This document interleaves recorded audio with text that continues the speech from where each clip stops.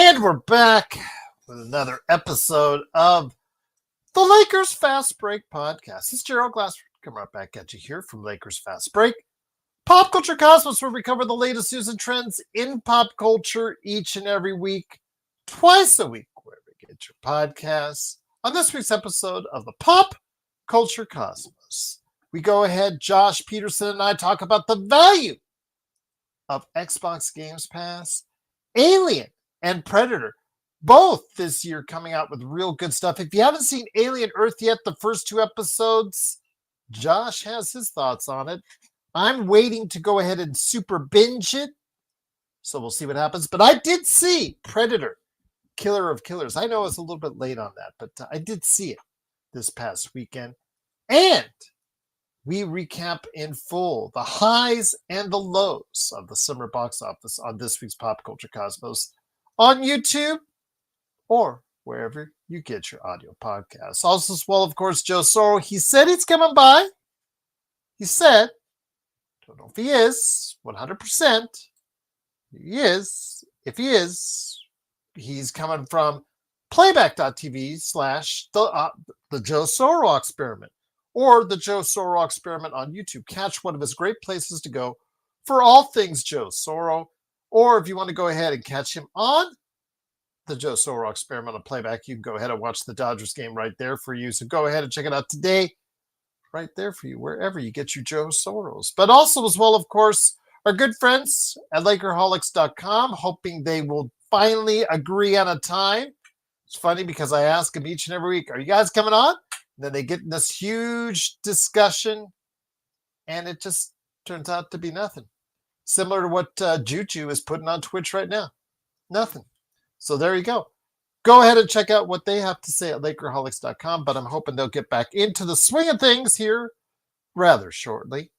Also, as well, of course, our good friends, Alfred Esmond on Twitter. Of course, legend, I Got Next Sports Media, his great channel. Of course, our good friend, @report_court, Stone Hansen. And also, as well, want to go ahead and make sure we give some love out there to Empire Jeff TV. And, of course, Daniel Barry's Sports Highlights. Yo, Sports Baby, I said not to watch it. If you had heard my review, I told people not to watch it. I did it as a favor to each and every one of you. But yet somehow it gets to the top of the charts on Amazon because a lot of people just are desperate to watch anything seemingly. And this was made, we're talking about War of the Worlds, everyone, on Amazon Prime. Please avoid it like the plague that it was made under. Well, okay, it wasn't plague, but it was COVID. It was filmed during COVID. But yes, it is terrible. I think it brings a new meaning to the word terrible. Sports Baby, Vari, you did that on your own. I said otherwise. So next time, watch the Pop Culture Cosmos because I take the bullet for people when it comes to bad pop culture right there for you. So you don't have to do it. I'll do it for you right there for you. Right there for you at the Pop Culture Cosmos. But go ahead and check out Sports Baby. He is there for the Joe Soro Experiment. Always great to have Vari here. My good friend from down under. I know our other friend, Sports Baby, Mr. Xbox, has been a little busy as of late. So we'll go ahead and cut some slack on it. Because I know he's been preoccupied, per se. And I'll just leave it at that. But it is, of course, great to have you here. It is Gerald Glassford. Thanks again for watching this. Please like and subscribe. It does help out the channel, as always. I know every YouTuber tells you to do that. It's because they want you to do it for a reason. Hopefully, it'll get you coming back more often and more often and more often. The more subscriptions we have, the more subscribers we have, the more followers we have, etc., etc. That just means the show and the channel is getting more popular. That's what we need to see. That's what we need to hear from you out there. And it is truly appreciated if you do from all of us right there at the Lakers Fast Break. Yes, Vari, you should have watched. I mean, I prefaced it. I prefaced the Pop Culture Cosmos. It was actually the PCC Multiverse last week. WWE and UFC get richer. Nobody 2. And did Gerald just see the worst movie ever with Ice Cube's picture right there? It was right there in front. He was the JPEG that gave it away right there. So there you go. Nick, what's up? You didn't get any notifications? That's weird. Google's slacking. I wish I would have known that, Nick. Wish I would have known that when I was driving by their offices in San Francisco a couple weeks ago, or earlier this year when I was driving by them in Seattle. Actually, they're close to the waterfront, not in Seattle, but still, you know what I mean. But yes, Nick T, I apologize for that, but it's great to have you here. It is, of course, Gerald Glassford. Thanks again for watching this thing. Joe, because I'm going to get like, where is Oxide? Where is Ox? Where's Joe? He said he was going to come. He said he wanted 9 o'clock, so you got 9 o'clock, but you got me for now. It is, of course, yeah, and I put it up there almost an hour in advance. Tough. I don't know. I honestly don't know what's going on. Maybe I'll send in a Q&A to for Google, but they'll just give me a generic response. Indeed. Thamus says, I haven't been watching Luka in a Euroball. I'm just glad the knee injury wasn't serious. Absolutely. Because if you haven't heard the update while you've been out doing summer vacation, getting the kids ready to go back to school, stuff like that, while getting prepared for Euro play coming up here in just a little bit, official Euro League play as far as it's concerned. It was in a friendly, I believe, late last week when Luka Doncic, he had a teammate fall on his knee. He was okay by most accounts, suffered a knee contusion, aka a bruise, shrugged it right off, was cleared for practice on Monday, and he was back on the court earlier today as Slovenia played a friendly against Great Britain and just absolutely dominated with 28 points, 10 rebounds, and 6 assists. I appreciate it, Tough. Yeah, sorry about that. I don't understand why the notifications are coming up. Did I watch the pickup part of it? Yeah, it's not very well thought of. The reviews on that are scathing. No, actually, I'm sorry. The reviews on that are poor. The Metacritic is not great, but it's not the level of War of the Worlds, because there's only been one other movie this year that has been at the level of War of the Worlds, and I'll just leave it at that. But the pickup, yeah, I tried to start that and just wasn't hanging with it, my friend. I'm sorry about that, Vari. But it is, of course, the Lakers fast break. Wanted to go ahead and stress again, 28 points, 10 assists, and 6 rebounds for Luka Doncic tonight. So I ask you guys, seeing how well he played today and in his previous game, as he's getting ready to play in EuroLeague play, some NBA stars are being allowed to play. I heard that Giannis Antetokounmpo just got the clearance to go ahead and play by Milwaukee, to go ahead and play for his home country in Greece, or one of his home countries in Greece. So he'll be able to play for Greece in EuroLeague play as well. So that's good for them. And also as well, yes, I did see the slap on the back of a head to the teammate that he did the other day. I did see that on social media. That was a pretty good smack as well. But of course, it is the Lakers fast break. We're concerned about Luka Doncic and his play. Obviously, he's taken a lot of time to work on his health. But we were worried about, well, what does his game look like? What would his game look like? Because he's been so focused on reshaping his body from what it was this past season to what it is now. So for everyone out there, taking a big sigh of relief that he didn't get hurt with his knee injury. He's back on the court, dominating as usual, and looking like Luka, as he scored 28, 10, and 6. So I ask you guys, seeing how he's doing so far, does that get you more encouraged? Yeah, I know, Sports Baby, it wasn't good. Did it get you more encouraged? Did it get you more revved up out there? I want to see your thoughts out there on the social media. I want to see your thoughts out there in the chat. I want to see your thoughts on this in the comments after you watch this today, if we're not showing this live to you. So I want to hear your thoughts on this. Is Luka's play encouraging you more than what you thought about the Lakers' upcoming season? Because we've talked about it at length in regards to what we think of the acquisitions and as a shout out once again to John Martinez because he likes the phrase so much. It was, again, as I phrased it, as I chose to phrase it, I didn't get it from anywhere else. It was to me, it was as far as the offseason, low risk, high reward moves by Rob in the offseason. Now, tough, I understand he is encouraged by what went on during the Luka as far as his play so far. If he could just get a little more help, come on, Rob. I just think that right now that Rob Pelinka is probably not going to go ahead and do anything major heading into the season.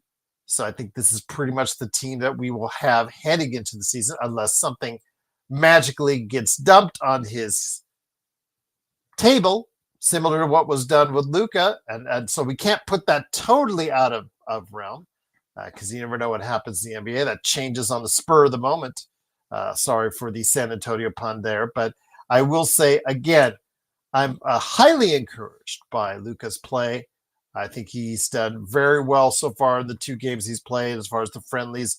Looking forward to seeing how he'll play in competition games coming up here in just a little bit. But I see that him now at playing an MVP-like level. I think that is attainable. I think that is very attainable this coming season. His best season to date was a almost 31-9-9 season as far as from when his height at playing at Dallas. And I think he can reach those heights yet again, even as early as this season.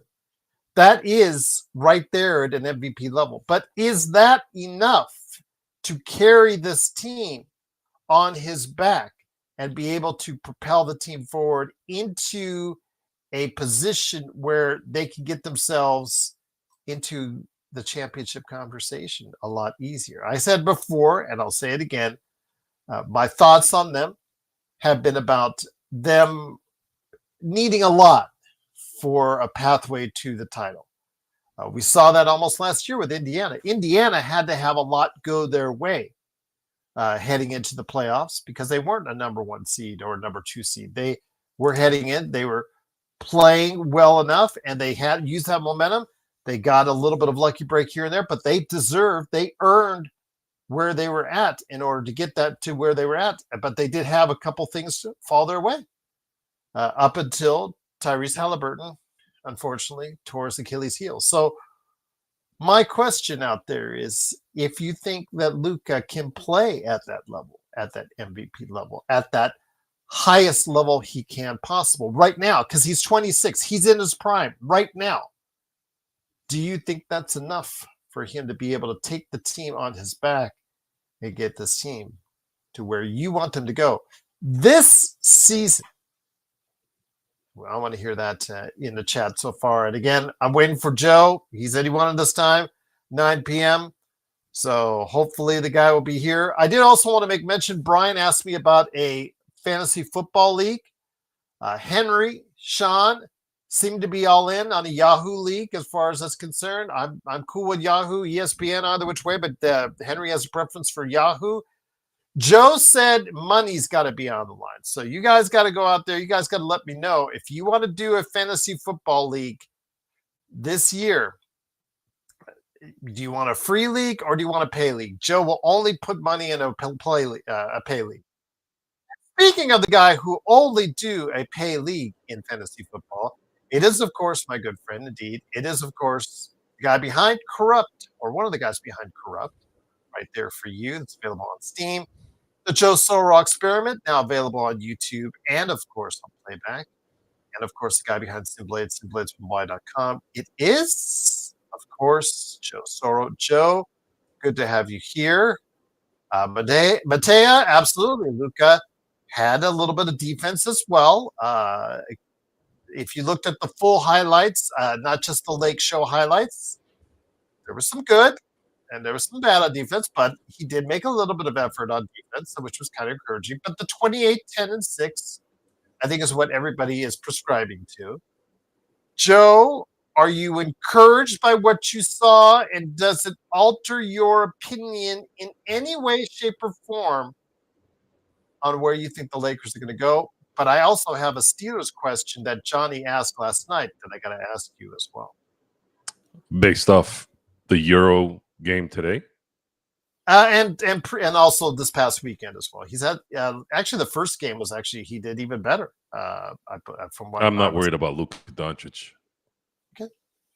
If he plays 75 games, he should be the MVP. The only problem is Lakers don't get voted MVP very often. Everything has to work perfectly for them to get voted in. There's never been a Laker MVP in the modern game because I don't remember how they did it in the 50s and 60s. I have to look back on that actually. But Magic, Kareem, Shaq, Kobe, they all had to be 1 seeds and had to be no doubters for them to win an MVP. So Luka, for him to win the MVP from Laker history means that the Lakers have to get the 1 seed, and I don't think they're gonna be there. But if he plays like an MVP, it's gonna go a long way in giving them a shot competing for a title. But he also needs everyone to play better. Every single player needs to play better except for LeBron.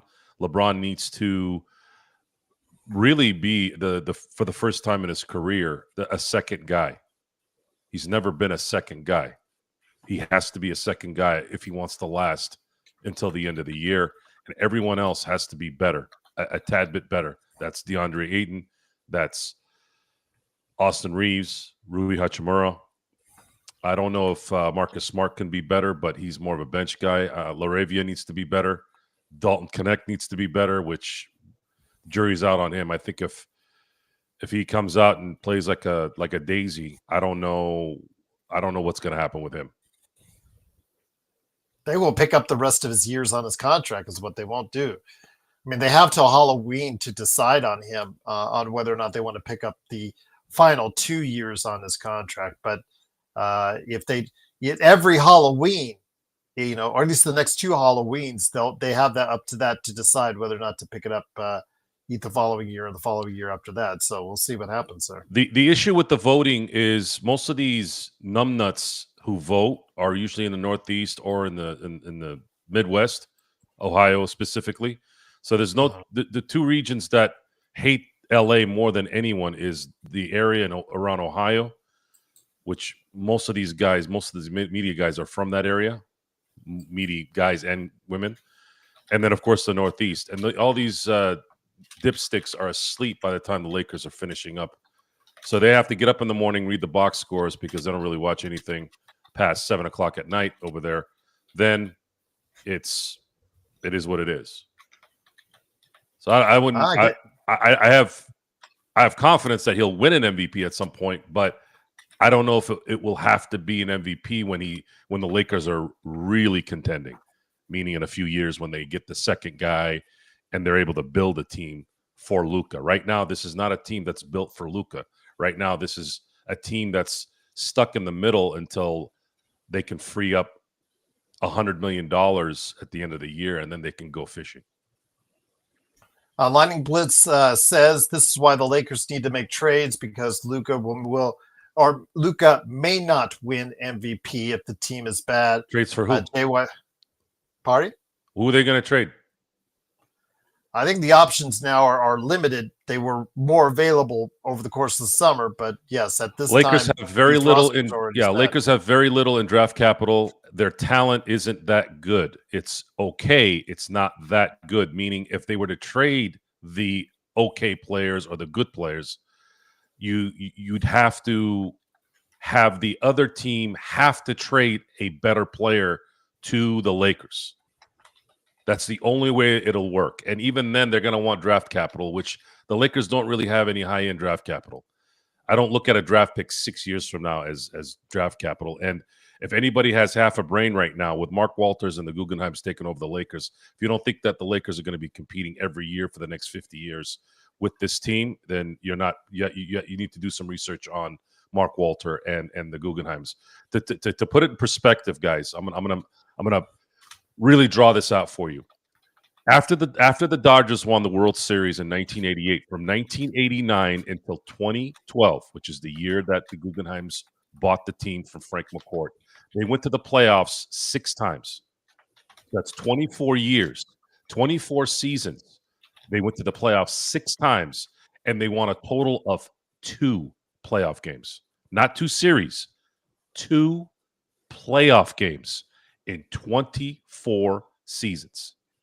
The first year the Guggenheims took over, the Dodgers went to the playoffs, and they haven't looked back not 1 year. They've been in the playoffs since 2013, and they're likely going to be going this year as well. And they won 2 playoff games in that series in 2013. They won more playoff games in the first year of the Guggenheims than they had in 24 seasons previous. That's what's coming. And the Lakers aren't even as bad as the Dodgers were. The Lakers, arguably, I don't even think it's an argument. The the Buss family from 1979 and what will be this year, 2025, let's just say 2026. In that span, there's never been a better ownership in all of sports, not just basketball. Think about it. 11 championships, 17 finals appearances in that span. And that's not counting this year if they were to go, right? Yeah. But the resources are going to be there. So draft picks now have taken on a whole new look. A 2031 first-round pick isn't as valuable as it was thinking that Genie was going to continue to run this thing with Kurt Rambis, his wife, and their cousins.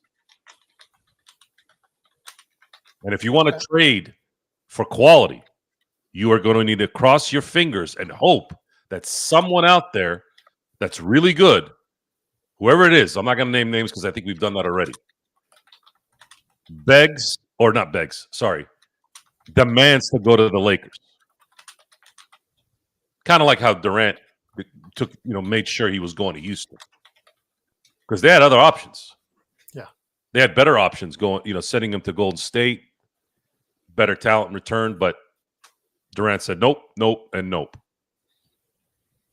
So they need someone like that to say, I want to go to the Lakers. I want to go play with Luka right now before February or the deadline.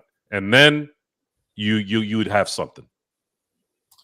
Because Frank thinks that Luka should have already won 2 MVPs already. The year 31-99, that's really was quite a season for him. So I'm not going to argue with Frank on that one because, we all know, Frank has been a long-time Mavs supporter, and he has been able to have a keen eye on the Mavs like we do on the Lakers. So I definitely won't argue with him on that. I did want to go ahead and mention as well, Robert Wheeler's back. Great to have you back. Brian, great to have you back as well. But Brian said if Luka is weak defensively, he can never carry the team on his back. You got to play both ends to carry the team. That is absolutely ridiculously false. That is really false. Like beyond. I think during false. the regular season, you can be a dominant one-way player. This obsession with Luka needing to be GP now is a stupid comment. It's stupid commentary. I am over this discussion. Luka Doncic does not need to be a shutdown defender. He does not need to be. He needs to be really good on defense. He does not need to be really good on defense. He does not. He needs to be Luka Doncic, and that's enough. You don't believe me? Go check out how many all defensive teams Magic Johnson was on when he was playing, and go tell me that guy wasn't the baddest mofo in the 80s. Was a couple plays away from winning 6 to 7 championships in that decade up to boot. So I'm over discussing this defensive issues with Luka Doncic. I'm done with this discussion. If you want to say that DeAndre Ayton sucks on defense and that's going to be a problem, if he doesn't play, that makes a little more sense because we need somebody down there to at least instill some kind of fear or some kind of deflection should good guards, good perimeter players, or good centers get into the paint. But Luka Doncic needs to be Luka Doncic. He does not need to be a shutdown defender. No. Viable? All of them need to be viable. Every NBA player needs to be viable. You want to see viability? Go look at Game 7 of the NBA Finals, 2010. Derek Fisher played the best defense he had played in a decade. in that game. The defense is about timing, when you do it, and it's about desire. And I would look at JJ Redick and putting together a defensive scheme that should be conducive with the talent. That's what the coach's job is to do. Now, Phil Jackson had a different theory on how to coach defense. He didn't. He felt that defense was something that you need to figure out because it's an effort thing, correct? Yeah. Okay, true. so is LeBron James going to play defense? He can't. He's too old. Can't play defense all the time. He's going to hurt himself. Is Marcus Smart going to play defense? Absolutely, because that's why he's there. They need him to play defense. If he's on the court. Yes, he needs to play defense, and that needs to be his concentration and timely shots, especially at the 2 guard. Then you have Austin Reeves. He can't really play defense.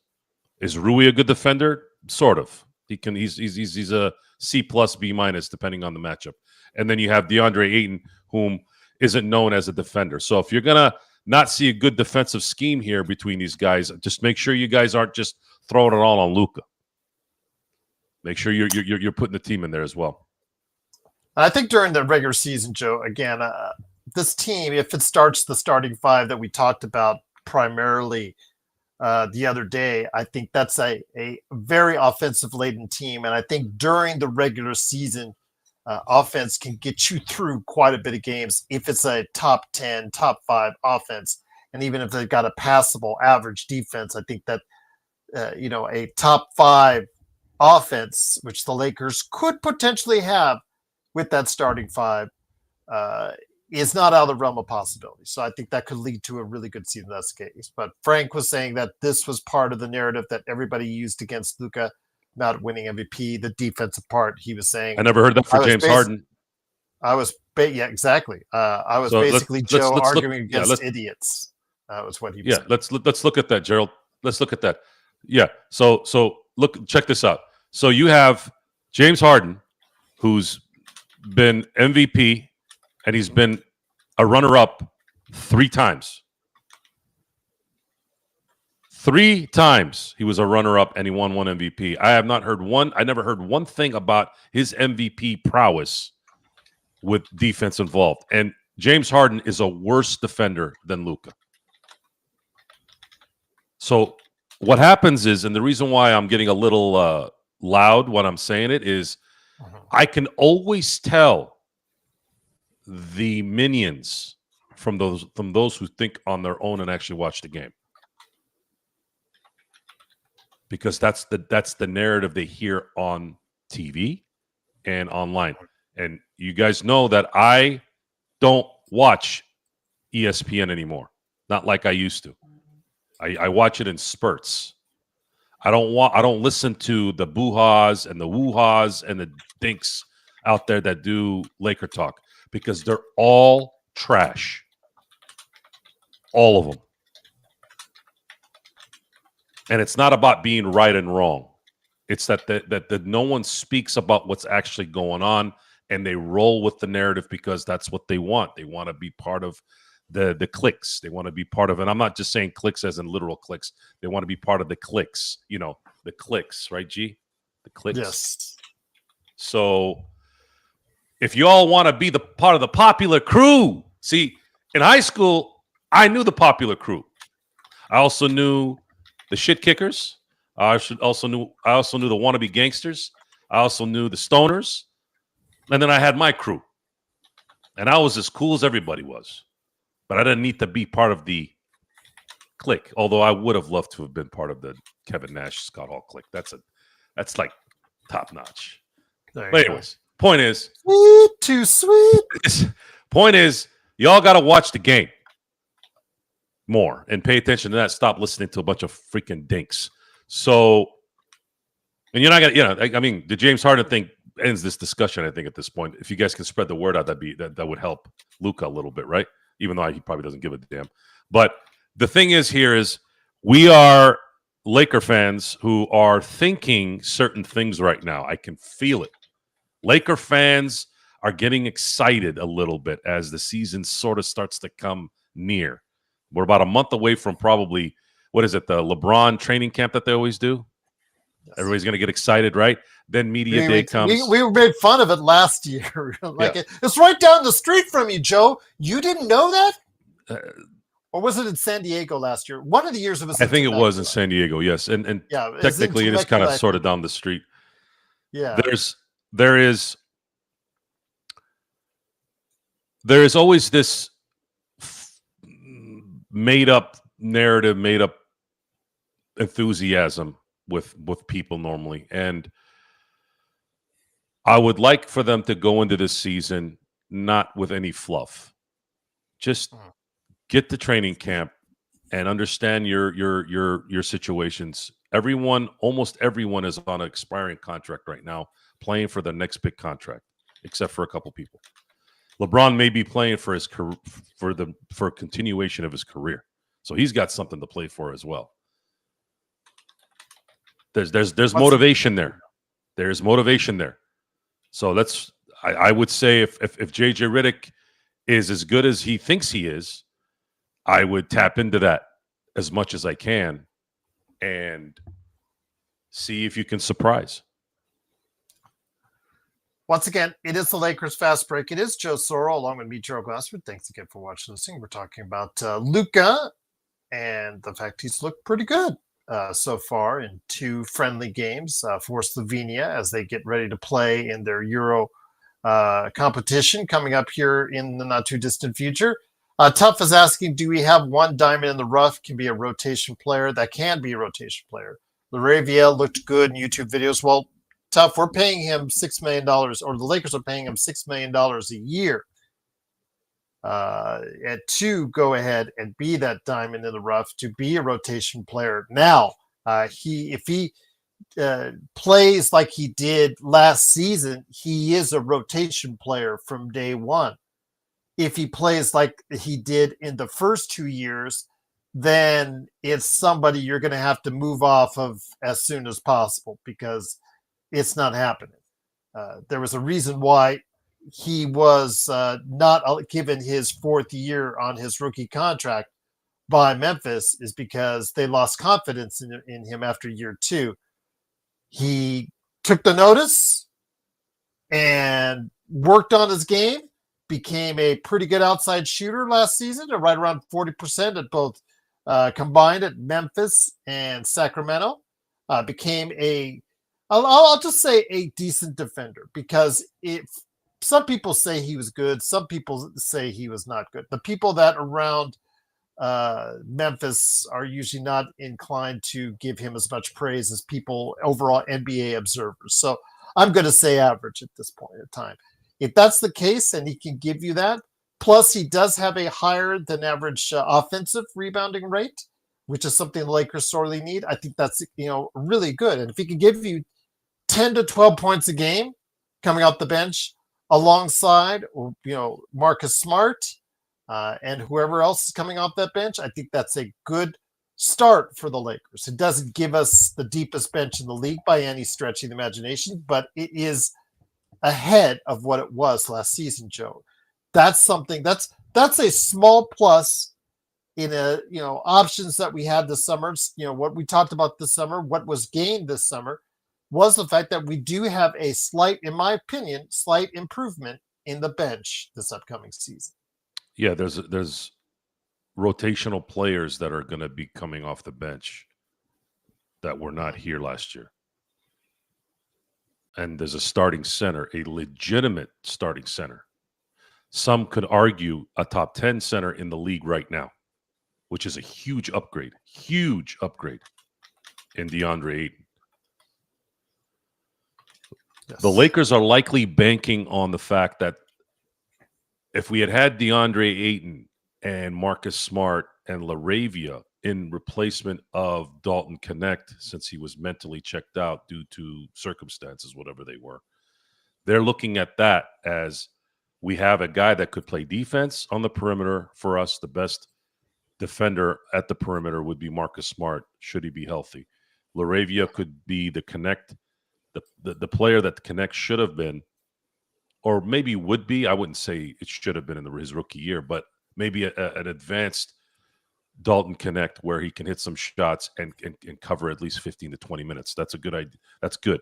I think that might work, especially if Luka's on point and LeBron is doing what he does. Then you have to wait to see how motivated Rui and Austin Reeves are. If those guys improve just a hair, it's going to go up another level. Cover what maybe LeBron loses from last year, because that's something you have to understand too. LeBron doesn't get better every year. LeBron slowly gets worse every year. He's in his 23rd season coming up. So he's likely going to drop down maybe a little bit more, and we want him to not be taxed too much, because if he is, you're basically losing your second option late in the year, and that's going to be disastrous because there's no other player on this team that's a second option. DeAndre Ayton could be a number 3 on a title team. Austin, I still feel, is a number 4 on a title team. I would say, as you and I talked about, he's better coming off the bench. He would be better coming off the bench, but they don't have the players. They don't have the options to start the season. Yeah, because of his skill set, it's hard to. He'd be better off, especially in a playoff run. He'd be better off playing against the bench in the second and fourth quarters, and playing him in spurts with the starters. Obviously, if you got a good matchup with him, but he doesn't have the athleticism to keep up with the thoroughbreds. And if you can't do that the deeper you get into that playoff run, the more athleticism becomes paramount. You can get away with not having that athleticism if you've got a really good game plan and a good coach. I would say Rick Carlisle had one of the best runs of a coach this playoff run that you could probably have. And if Tyrese had not busted his tire, they may have won. And I'm not talking about Game 7. They may have won it earlier. Yeah, they might have won it in 6, and that's unfortunate, because you hate to see somebody. You hate to see an Indiana team like that actually is kind of going against the grain a little bit. Kind of reminds you of a Detroit Pistons in 04, or maybe even a 1979 Sonics team where there wasn't really a superstar that won those in those years. I mean, I'm talking like megastar. Even though Dennis Johnson was on that team, on that Seattle team, and he's a Hall of Famer, I would never consider Dennis like in the upper echelon types, like a Shaq, a Kobe, a Jordan, Barkley, and things like that. So it's a lot of. It's impossible to gauge what's going to happen because there's so many question marks on who these guys really are, other than Luka. Even if Luka had not gotten into the shape he's in, we knew that Luka was going to do Luka things. Luka wasn't even in shape. He had to deal with a total life shift in the middle of the season, and he coming off an injury, and he was still dropping 30 points, 29 points a game. So imagine now. Now he has a whole offseason. He's going to have a training camp. He's down 30 pounds, and he's got something to prove to boot. I mean, I would look for him to obviously be a first All-NBA player this year, definitely be in the top 3 in the MVP, and then, of course, probably win the scoring title. We'll talk about DeAndre Ayton here in a minute, because I think was Bryant had a comment I'd like to touch upon. Very ambitious opinion that I'd like to go ahead and expound upon here in a second. But Johnny is here, our friend that's loves the Sacramento Kings, but he's always here, and we truly appreciate it. Although I don't know if he'll be loving them this year, but we'll have to wait and see. He did ask me, and I said I would ask you, getting off track a little bit, guys, for just a couple minutes on the Pittsburgh Steelers. And he wanted to note, because we were talking about certain situations for fantasy football last night. Please check it out. It was a great episode. Chris Lardieri and I got you ready for a primer for fantasy football for your upcoming draft. He was sensational as always. But I told him I would leave this for you in regards to the Pittsburgh Steelers quarterback situation upcoming this season. What do you want to know?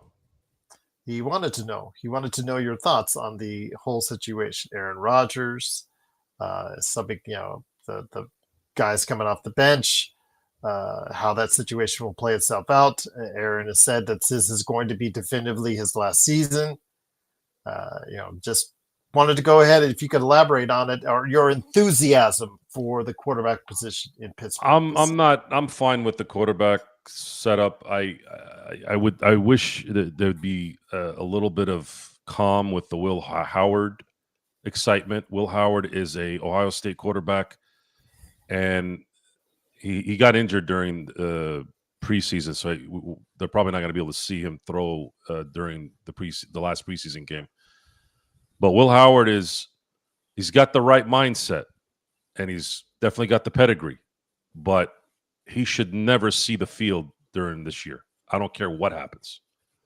I'd rather have Skylar Thompson in there than Will Howard. Will Howard is a raw player with a lot of positive aspirations, and I'm excited for him if he can continue to develop. Sixth round quarterbacks, Ohio State quarterbacks. CJ Stroud obviously is breaking the mold a little bit, but I'm still holding on a little bit to that. I don't want to get too crazy here. It's not a good combination usually, in meaning that you're going to get a franchise quarterback in those situations. Ohio State quarterback and a 6th round pick. There's a lot of deficiencies there. However, my hope is that Aaron Rodgers starts every game and finishes the year without issue with quarterbacks, so that he can develop. That's kind of where I am on the quarterback situation. Should the Steelers have kept Russell Wilson? No, absolutely not. No. If you had come to me after the end of the year and said Russell Wilson or Aaron Rodgers, I would have picked Aaron Rodgers. Okay.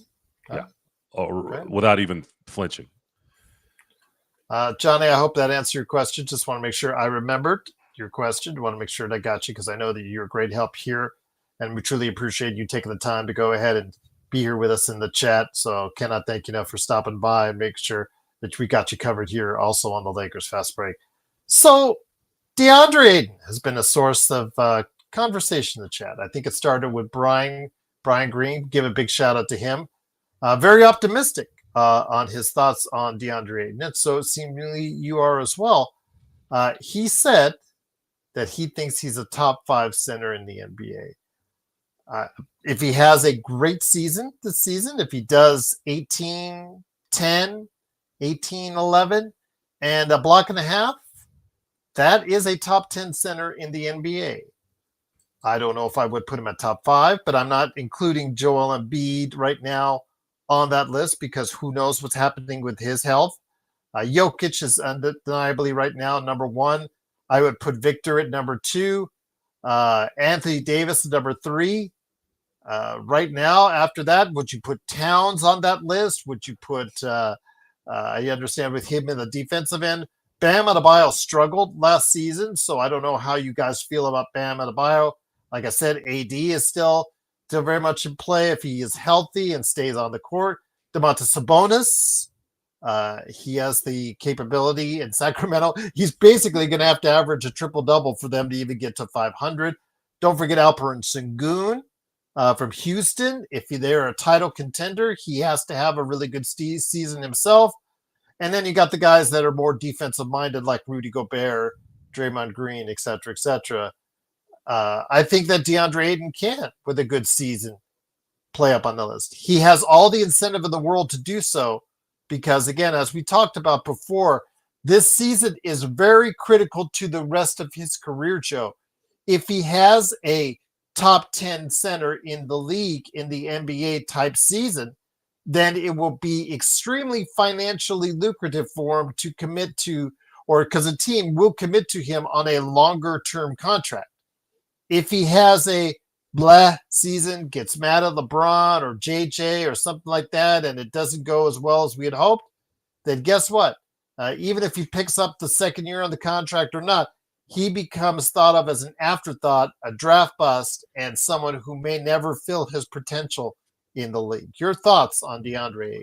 Well, there's no way DeAndre is a top 5. I can name you 5 right out of the gate, and it'll be done. If anything, he could land at 10. because some of these guys that you named are not really centers. He's a legit center. Legit Who center. would I say is not a legit center? So you have Jokic, you have Gobert, you have Sengun. Are you considering Anthony Davis a center? He doesn't consider himself. Okay, well, we've then had this conversation. I take consider him him out. Joel I Embiid consider is a center. I consider him a center. He considers himself power forward. So Jokic, Gobert, Sengun, Embiid. He's a legit center, and then Sabonis. Right? Those are 5 legit centers. 6'11", 250. You tell me. Jared Allen. No. I'm talking about the position that they're playing. Forget about their height. Okay. That's the 5 right out of the gate. You're not even close to that. Then you got guys like Jared Allen. Then you got guys like Duran. Then you have guys like Bam Adebayo. I'll still take Bam Adebayo. JSJ, as you know, he would be mad at me if I didn't neglect to say Ivica Zubac, who so had one of the best is in there. seasons. Yeah, Zubac is in there. For center. So he's sitting at probably 10, definitely in the top 12. He's a center. He's a legit center. And that's better than what the Lakers had, because you know what they had at center going into the playoffs? Maybe a guy that was in the top 40. So you tell me, even if he was at top 15, that's a huge improvement. If LeBron poisons the team with his bullshit, the season's over anyways. Doesn't matter if it's Ayton, if it's the media, if it's himself. And by the way, if Bronny James is part of this rotation, you can kiss any chance of this team winning a championship. Bye-bye. And you can quote me on that on 8/19/2025. Yep. That's I think that's a pretty solid bet on there as well. Dirk Mania has his thoughts. Do not come back on here when there is a game in December and he scores 12 points. Okay? I am talking about championship. Do you understand?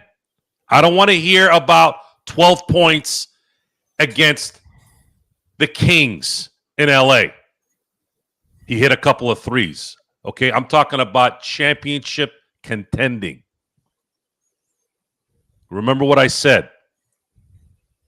We're talking about him being an active rotation player for the Lakers team and going all the way to a championship. He would have to be part of that to give you that argument. Is that correct? This is about winning championships. This is not about winning a 3rd seed. You all saw what happened with that last year. Not a big enough choke, by the way. That's discussed. Because people shift that scale to their narrative. That's part of the whole discussion on why all these chumps and the people who listen to them, because that's why they're still there, is because there's too many chumps clicking and listening to these dumb fucks. And you're going to be wrong as well. You're going to be wrong. We are going to be wrong. I will be wrong 10, 20 times this year.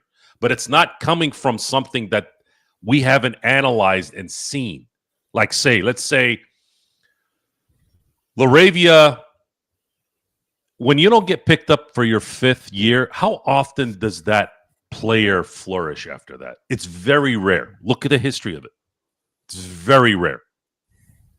It's kind of like a running back not getting his 5th year in the NFL. If the running back doesn't get his 5th year so that he can qualify for unrestricted free agency, going for big money after that, or I'm sorry, I should say signing a bigger deal with the team that drafted him, they usually start going to other teams, and they're on 4 or 5 teams within the next 3 or 4 seasons. So Dirk had his list. Just wanted to go ahead and mention it. Jokic, Wemby, Embiid, Karl Anthony Towns. Just it's irrelevant. I don't care about the top 5, top 10.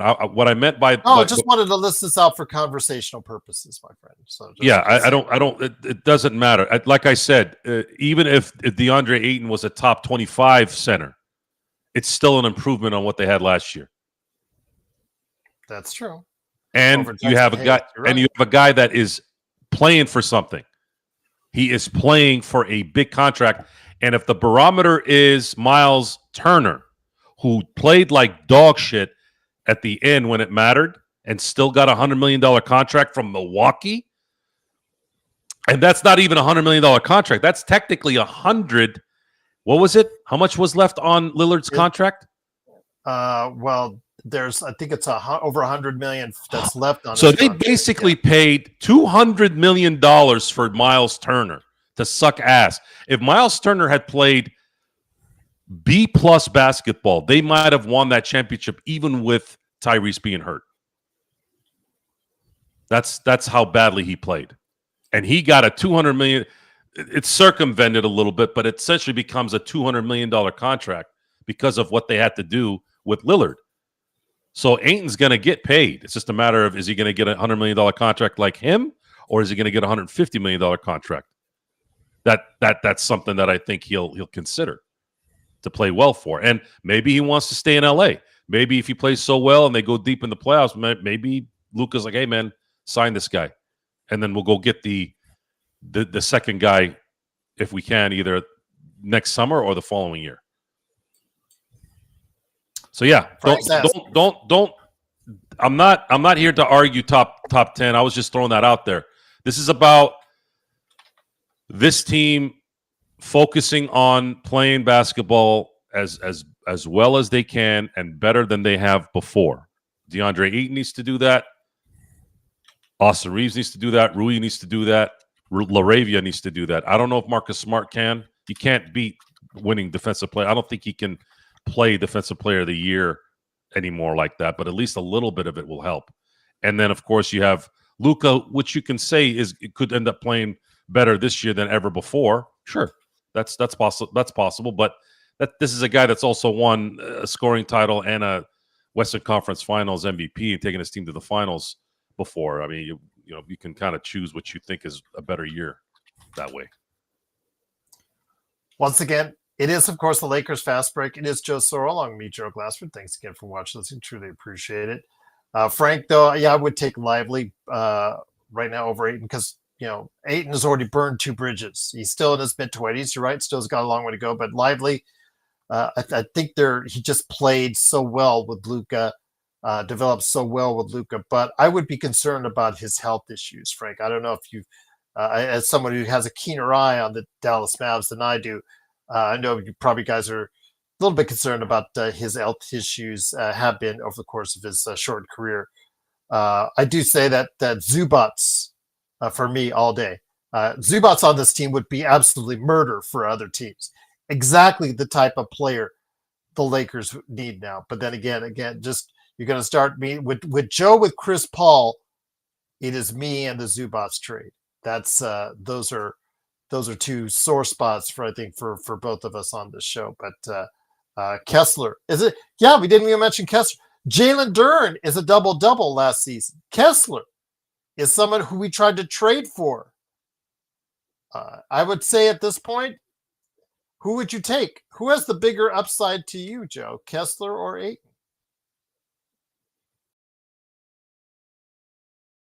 I'm thinking Kessler, especially from a defensive standpoint. I don't know. Ayton should be better. Ayton should be better. As a number 1 pick, he should be better. Mm-hmm. But does it concern you in the least that he's it doesn't concern me too much because the fact it is a 2-year 1+1 contract, so it's not a live or die type deal. We're not stuck to Ayton right now 4 or 5 years unless he does have that season that just starts that conversation. But having him burn 2 bridges already, obviously the way he left in Portland, the way he left in Phoenix, hasn't brought him into the good graces of a good portion of the NBA show. If we're going to sit here and wish for people to be different than they are, then you're wasting your time. LeBron James is going to continue to be who he is. So I'm not going to sit here and say if LeBron puts his head down and isn't passive aggressive during certain stints during the year and pouts and does whatever. That's an unrealistic hope. So I'm not expecting that. To expect DeAndre Ayton to become a choir boy all of a sudden, yeah, that's not good. Or to have someone like Austin Reeves not be thinking about, I got to get my 30, 40, $50 million in my next contract. Rui, I don't know what Rui thinks. He's a pretty stand-up guy from what I'm hearing. I don't know what he's thinking. Probably maybe a little bit of what Austin's thinking. Luka is the only one that I would say we kind of know 100% and not likely going to go south because he's already made a commitment and he's the star of the Lakers for the next decade. He's the only one that's really solidified. And bigger than that is going to be JJ Redick. JJ Redick might be my only focus right now. Where I'm like, what is he? It's on the side of not good though right now. And you haven't gone full Darvin Ham yet? It's not. I don't think he'll ever be as bad as Darvin Ham, but it has nothing to do with his run during the playoffs. It's nothing to do with that. It's his pretentiousness that has always kind of he comes off as someone who has the answer, but does he?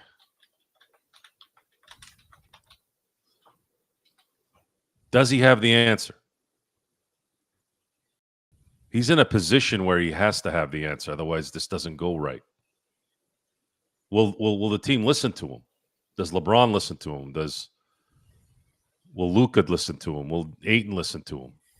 What's his philosophy? What's he want this team to be? What is this team going to be? Is it going to be basically LeBron and Luka running the strings?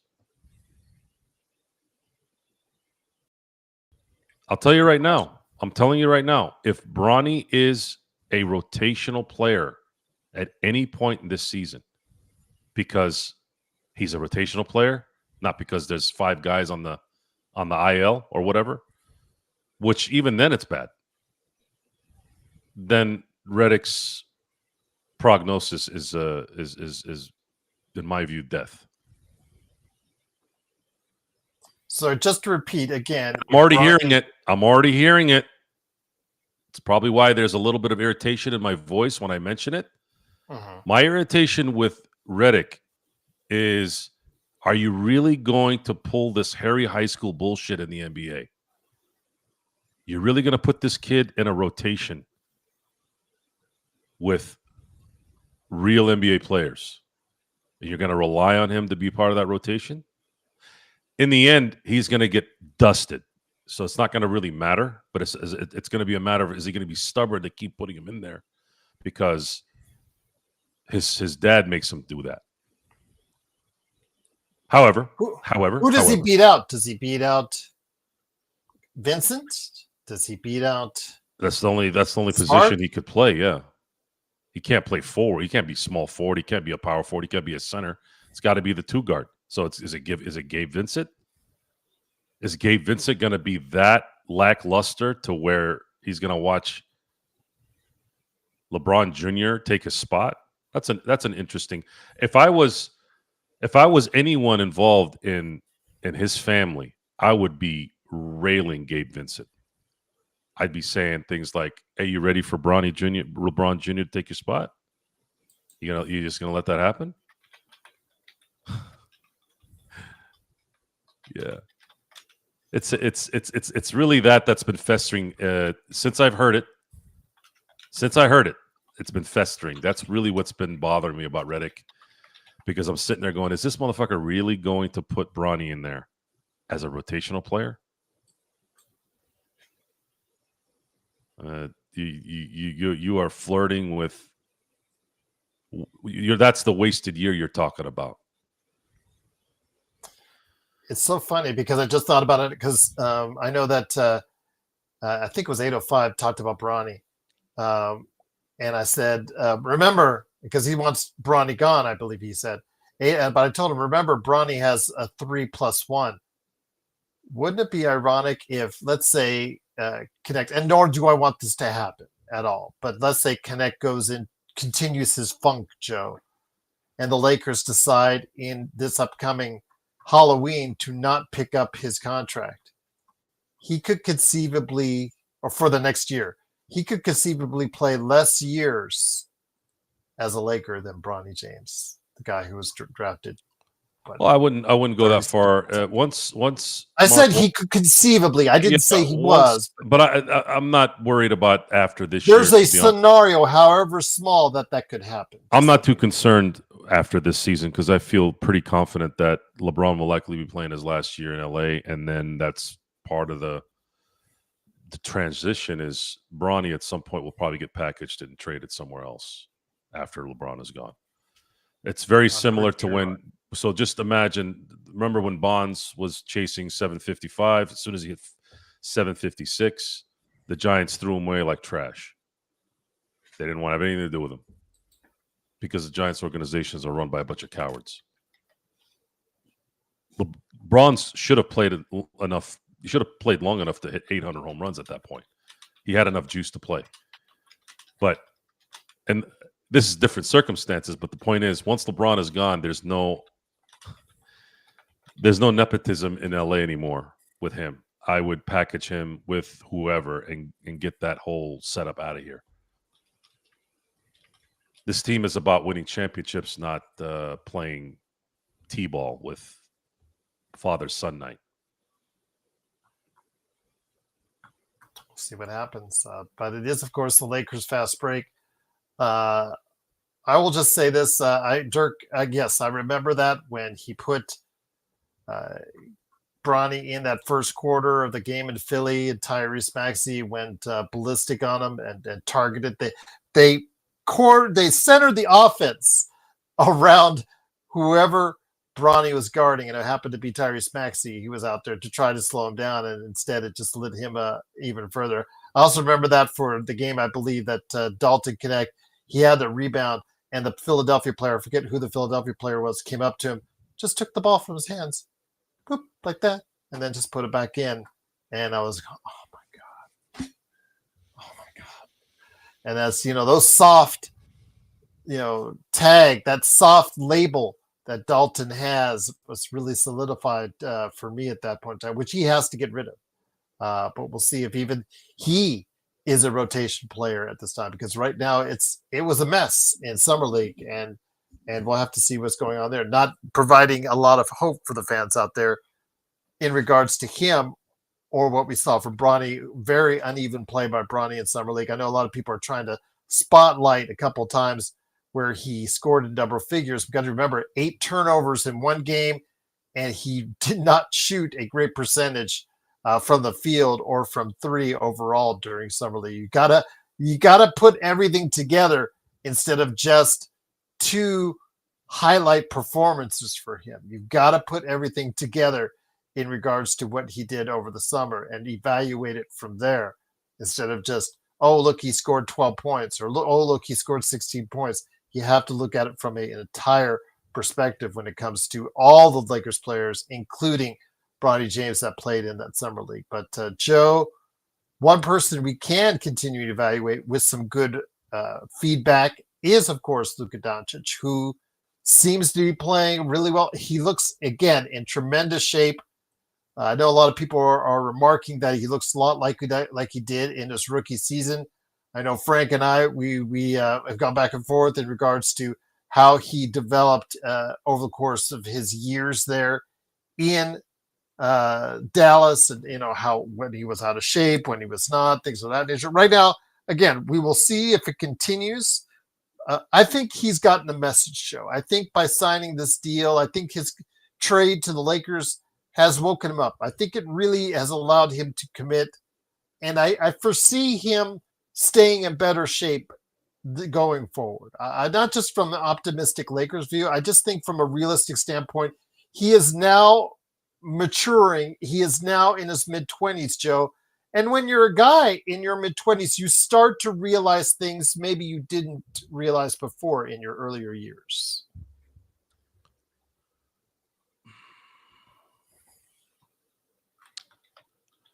I don't really know. I still don't really know what happened in Dallas. Luka doesn't come off as somebody that's unlikable. Maybe it wasn't maybe it wasn't about it was just frustration. So why did Luka get into shape this summer then? Why didn't he get into shape 2 summers ago?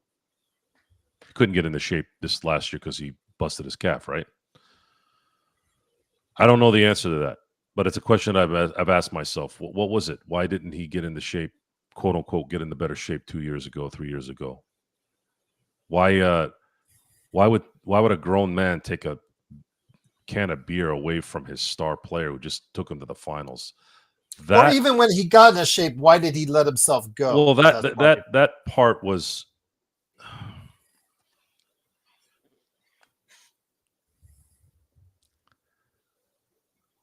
I don't even know what I don't know why a professional athlete isn't in shape. I don't know. I really never understood why Shaq was not in shape every year. His excuse was he gets beat up during the year and blah blah blah blah blah, which was complete bullshit. Shaq just didn't want to work out. I wish he had just said it that way. This is your job. You're supposed to be at optimum athletic prowess, and he didn't live up to that, I guess, for Dallas. And they resented him for it, and they did what they did. And in the long run, maybe it's good that it happened because of being a Laker fan now, we get the benefits of it.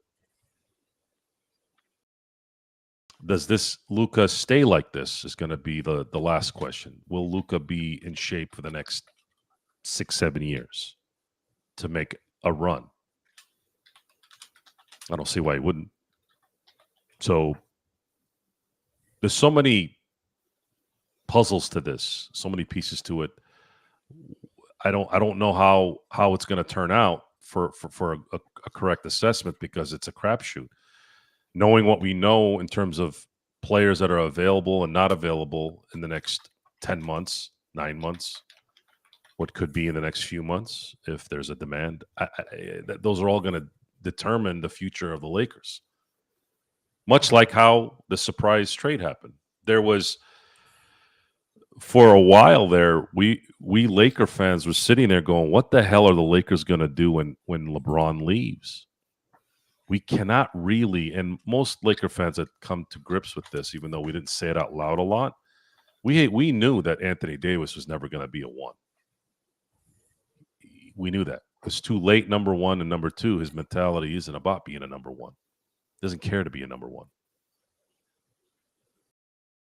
So what were they going to do? We didn't know. What I did know is we're going to end up with AD not being the number one and treading water for what, 2 more years until he's too old to have any value? Well, that changed February 1. And not only did they get someone that was better, they got, in my view, probably the guy that will be better than anyone in the league for the next 3-4 years. That's pretty crazy. So the euphoria of that is still there. But you need to now, as an organization, now you need to start forming your team to that. And unfortunately, with the rules and the setup of the NBA, you can't just go into an offseason like the Dodgers and just say, okay, well, we'll sign everybody that we have, and then we'll go sign 15 other guys for whatever they want. Can't do that in the NBA.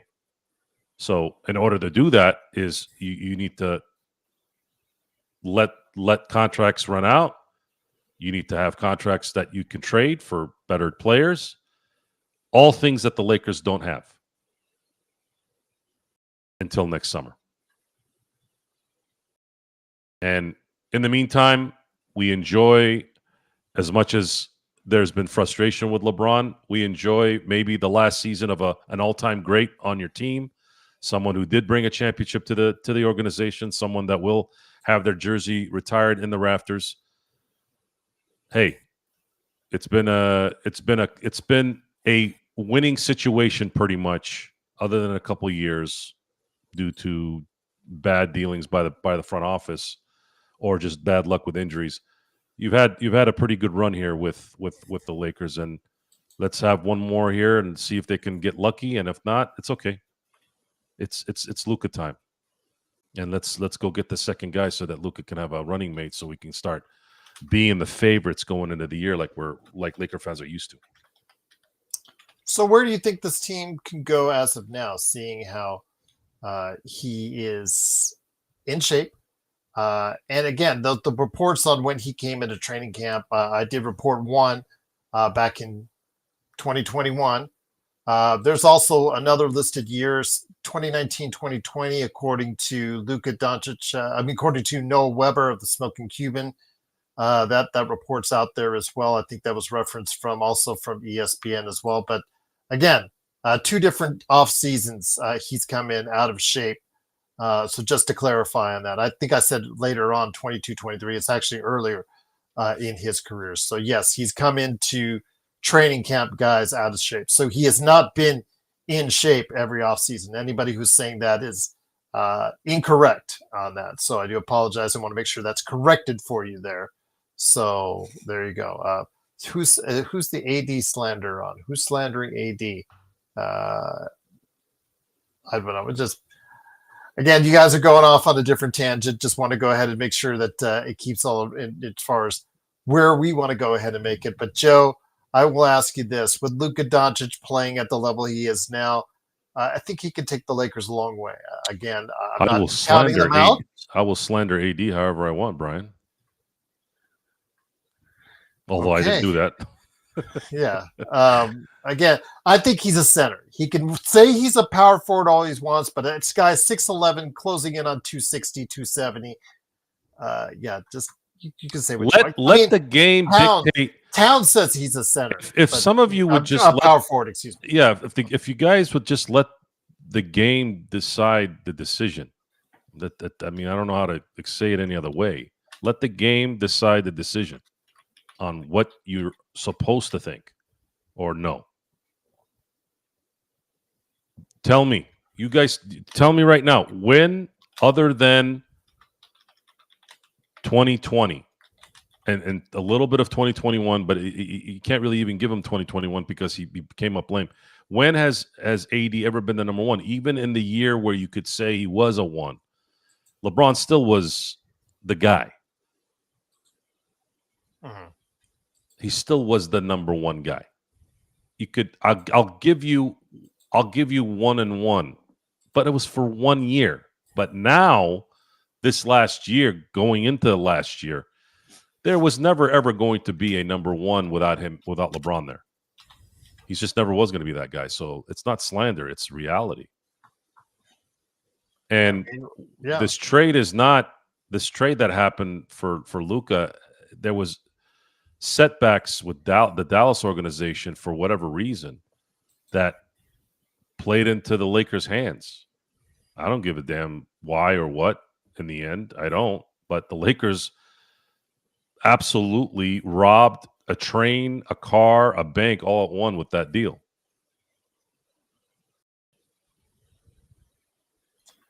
I'll just say this again. What did you say, Brian? What is this? What? Well, I'm not your daddy, Joe. What the hell does that? What? What is this daddy stuff? What is with you people and daddy?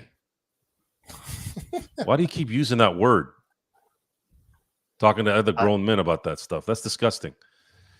805 again. It's not been every season, but again, now maybe there's a trend that he does get lose weight. If you guys are going to talk about collusion, bring me proof. I'm sick and tired of the conspiracy bullshit. Bring proof. If you guys all know that it's a scam, go ahead, do it. That's the problem. People make these claims. Guys, stop listening to the idiots online. We've been saying this how many times tonight? Where is the proof? Proof. Where is the proof? Bring the proof. So tired of these conspiracy theories and lies myself. I want to see actual, factual proof, not innuendos, rumors, some doctor footage on social media. Don't. I want to see actual, factual proof. So you tell me. Let me get to what I was saying just a few moments ago. So Michael Finley, who's an executive with Dallas, I don't know if he still is, but was at the time of the Mavericks going to the finals 2 years ago. Did they really get all like into themselves and preparing for some conspiracy by them disrespecting Luka the way they did? Luka's the there assistant GM, by the celebrating way. a finals appearance, just won Western Conference Finals MVP, taking his beer away. Was that like a precursor to a conspiracy a couple years ago? Guys, sometimes you want to keep things simple. There's something that Dallas didn't like about Luka, and they said, we're done with this. Stop thinking about, they planned this. The evidence was there already. This is like listening to people talking about the two towers coming down. Oh, it was all set up so we can. I've talked to so many people that know the building and how it was built and why and what, the holes in the building, how the air travels, like all this stuff. Like I really got together with a bunch of people that actually know what they're talking about. And it made total sense on what happened. Just like the Luka thing. Keep it simple sometimes, guys. Not everything's a conspiracy. And if it is, bring it. Bring it. Just like everyone telling me that there's a list. There's always a list. Have you noticed that, Gerald? It doesn't matter who. There's always a list. What the fuck is a list? What list? Oh, hi, Jim Smith, 13-year-old. John Andrews, 12. And then there's a list that they just throw it in the attic? Like, what list? There's always something going on. Oh, they're doing this. Adam Silver. Oh yeah. Let's take Luka to L.A. Let's send Luka to L.A. and then we'll give you guys the first pick. Okay. Tell me. How do you know that? Tell me. When they do the actual drawing, Joe, when they do the actual lottery drawing, there are representatives in a locked room with security officials in this room observing it just for that reason you guys are spouting out right now. Excuse me, Gerald. Plus, hold on, one more thing. There's reporters. Zach Lowe is in there every year reporting on it. He was fired by ESPN, but I believe he was still in there. There are actual representatives for every team watching and observing this process. So there's no way you can rig this. There's no way. Stop it, guys. Stop it. I'm telling you, folks. Get off the drugs. I have a handle on X, but I try to avoid it. I really do. Take off the tinfoil, please. If you, maybe it would help if you guys ran your own gig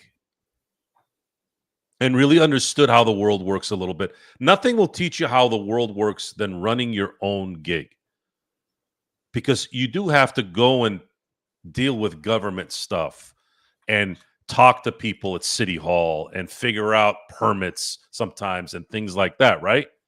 I paid, what was it, Gerald? I paid $300 for a sewage clearance for a building I don't even own. And I found out why. It wasn't a conspiracy. They're just trying to fuck you. It's not a conspiracy. Sometimes it's just simple.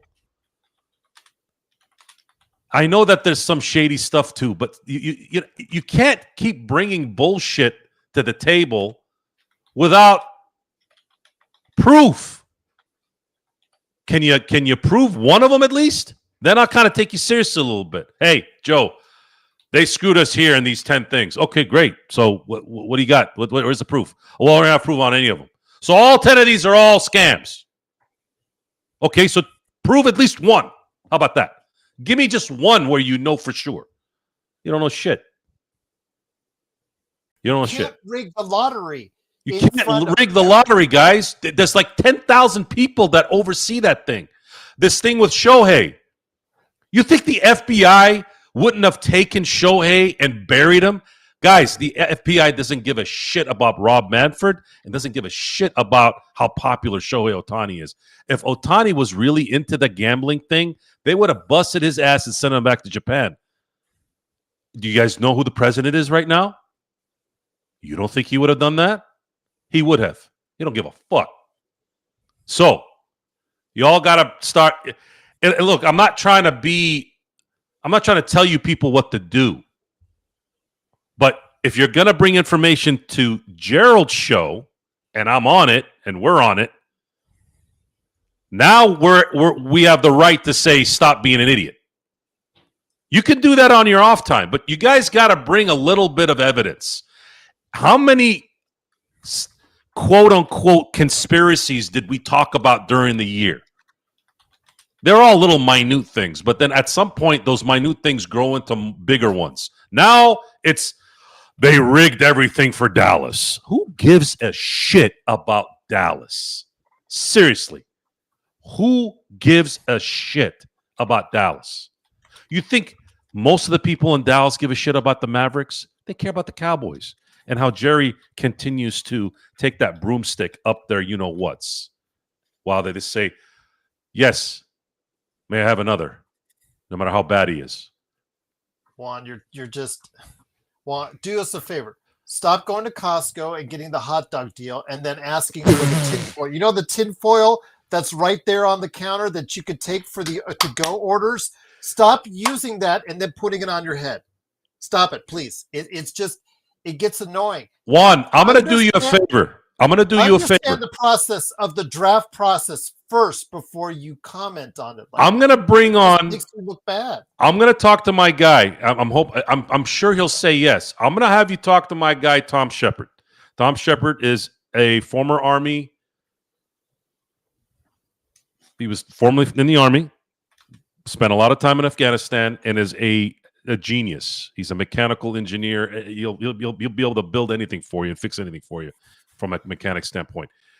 I will ask him about the two towers thing, and I'll let him explain why things happened the way they did, and it'll make things maybe a little bit more clear for you instead of listening to some AI or some Yahoo online talking about the same bullshit that all the other 500 billion people. Guys, it's the same people that talk about a flat earth, okay? There's a business tied to it. These guys make money being a bunch of schmucks. Seriously, people who think that the world is flat, really, guys, how do they have these guys come into conventions? Well, it's because it's freedom of speech, right? It's America. I get it. But seriously, if anybody came to me and said, Joe, the world is flat, I'm not even going to speak at that point. I'm just going to look at them like this because there's nothing else to say. Don't be stupid. Think a little bit. And if you know so well something happened, bring the proof. I will shake your hand if you got the proof. And I will say, you know what? You were right. Oh, you guys. By the way, I'd rather have the pizza than the hot dog, G. He said, Juan said, great, another jarhead. Try, yeah, well, that's a good deal, though, $150 still by Costco. I'll just say that. Hot dogs are just good. Hot dogs are good in, like, spots. But if you eat I don't have it every time. I mean, don't have it every time. But if you have a hot dog when you're not supposed to have a hot dog, it's just like I'll have the soft serve ice cream there. Now they've got that cookie. Yeah. See, there's never a bad time to eat the ice cream, and there's never a bad time to get the slice of pizza with the soda. There's never a bad time. You could have that every day, but a hot dog, you got to have things have to be put together. You got to have that itch. I get it. Juan says, great, another jarhead trying to teach me something. Oh, I can. This isn't a jarhead. This is a guy that actually is an engineer, and he knows how all that stuff works. I actually talked to him about it last week. We were sitting in a food court eating Mongolian barbecue. Here we go with the steroids for LeBron deal again. So yeah, that's another thing. Okay, good. Let's go back to the basketball here. So apparently LeBron I should have renamed this show. Let's go into Lakers. So you guys just keep coming with it, right? Okay. So now LeBron has been on HGH. Now I don't know if he has. I'm not going to act like I'm not going to say he hasn't because you don't know. But it's not the burden of proof. I'm not supposed to bring the burden of proof. You're the one saying he is. It's your burden of proof to say, yeah, he is. This is why. How many drug tests has he failed? 0. But Gerald, Adam Silver and whoever it's David Stern. Remember, he's been around for David Stern. Yeah. Okay. So So anytime LeBron comes up negative, they just sweep it under the rug, right? Okay. So LeBron is the only guy on GH? He's the only one on growth. Because I would say if it was true, think of it this way. You don't think somebody else would have figured this out? These guys are all multimillionaires. So let's say let's play the role here, G. Let's say 10 guys are paying up to $500,000, let's say, because it's documented that LeBron spends $1 million a year on his physique, right? That's not out of the realm for a lot of these guys. It's an investment in their business. Totally get it, right? So why is LeBron the only one playing 23 years then? If you watched baseball in the late 90s and early 2000s, you saw 20 to 30 players hitting like crazy once the word got out on the juice. Yep. So why is LeBron the last of the Mohicans? Oh, wait, maybe Durant is on a GH. Right? Who else? Who else has been playing for a long time? DeAndre Jordan. Maybe you guys are onto something. I'll just say this, Joe. When it comes to the lottery and you guys saying it's fixed and it's conspiracy and frozen envelope and all that, again, I can't account for what happened in the 80s. I can just tell you what happens now. How 80s had a good problem. 100%. And I'll tell you one thing. You guys, I've been putting it in the chat. I put it twice in the chat for you guys so you guys can read it. This process takes place behind closed doors with select media members and a representative from each team watching that's involved in the lottery. Also, as again, media members as well are select media members. And they're behind closed doors and they cannot come out until after the lottery. All of them cannot come out after the lottery. The lottery is conducted by accounting firm Ernst & Young. If you want to call out Ernst & Young, guys, if you want to do that on a public forum, if you want to go start a YouTube channel and start calling out Ernst & Young, prepare to be taken to court. And so you would need to prove that, right, Joe? If you call out Ernst & Young and you say they're not very credible, when is their business, Joe, to be unbiased, fair, and credible, especially in that type of situation, a trusted organization, an accounting firm, guys want to call them out, go ahead, because they'll take you to court, and unless you prove otherwise, you will owe them. They'll be accounting for a lot of your money. It's just that simple. So, guys, before you say things like that, understand, do the research, and understand the whole process. Because again, if you go in a public forum, you get loud enough, and you keep saying stuff like that, you get burned. How much did Fox News have to pay the voting machines company, Joe? Hundreds of millions of dollars. Is that correct? So I'm not going to say his name because I'm not going to give him the satisfaction. But real, you know what's just proved my point. Lance Armstrong is the proof that LeBron is on stuff. I'll call it gear. Let's just call it gear. Okay. PDs. Gear is the new name, right? So LeBron's on gear. And you mentioned Lance Armstrong as the proof. You know how much money Lance Armstrong brought in for cancer research? $500 million. This was the most loved guy for about a 4 or 5 year span. Okay, if anyone was going to get, what's the word I'm thinking of right now? Under the radar, kept under the radar, conspiracied. Wouldn't you think Lance Armstrong would have been the guy?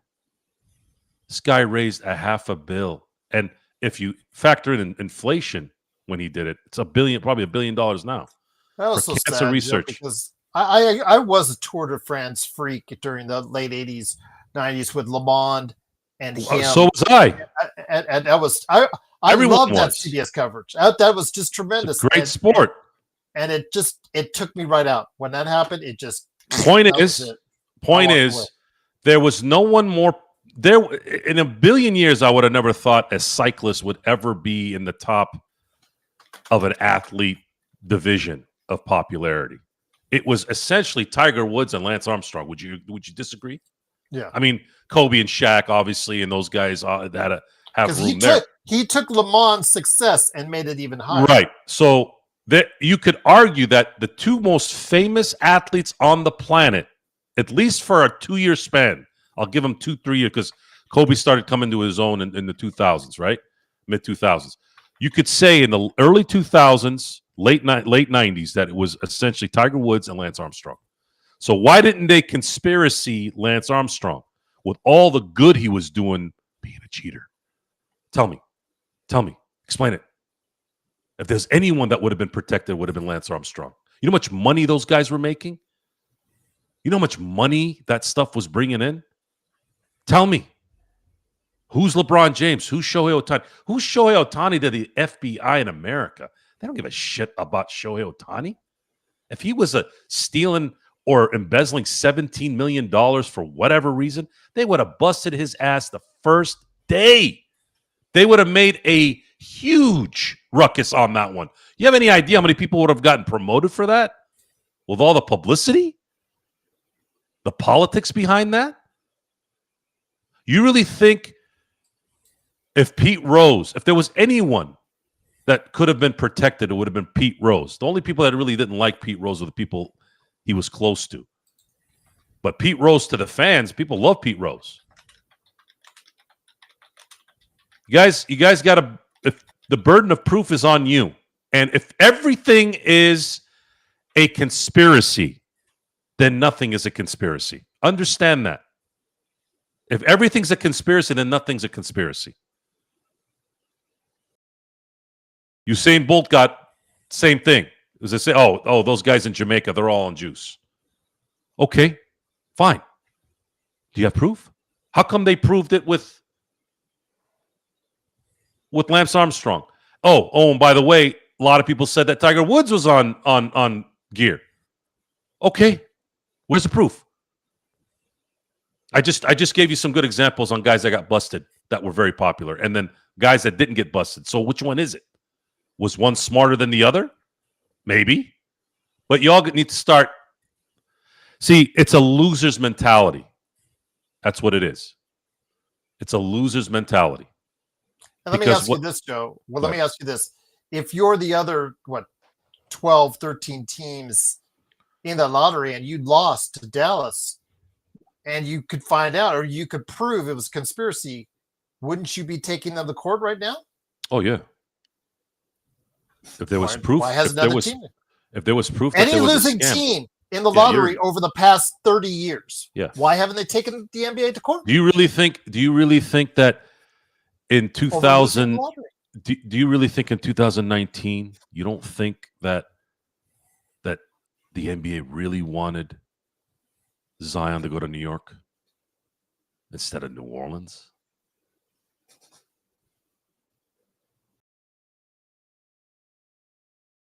It's just it's tiring, and there's financial gain from this and stupidity. I mean, I gave you guys some good examples of what that was. Barry Bonds, Joe, do you think Judge and Ohtani break Barry Bonds if they were on gear too? Jesus, if you put Aaron Judge on gear, he might hit 100 home runs. There's no way. Honest to God, I'm not lying. If Judge was on gear, he would hit 100 home runs. And if he was a lefty, he might have hit 120 home runs in playing in Yankee Stadium. Ohtani, yeah. I think Ohtani, if he was on gear, would be hitting 70 home runs every year. I do want to mention something else. Real said it to you. You literally complain about LeBron's power with clutch and his ability to control media and ownership. LeBron is powerful, and Joe, you called LeBron the face of the NBA. Mm-hmm. Him and Curry are still the face of the NBA. LeBron is a better. Why are they on opening night? And LeBron is never. And with all due respect to Steph Curry, he's never been better than LeBron. LeBron is the best player of his generation, and really there isn't anyone really close. Durant would probably be number 2 to me. Then you could put Curry at 3 during their generation. LeBron is the best player of his era, and he is still the face of the NBA. Because Shai Gilgeous-Alexander, my wife doesn't know who the hell Shai Gilgeous is. She knows who LeBron is. She knows who Steph Curry is. She knows who Durant is, sort of. LeBron is still the face of the NBA. So is Steph Curry.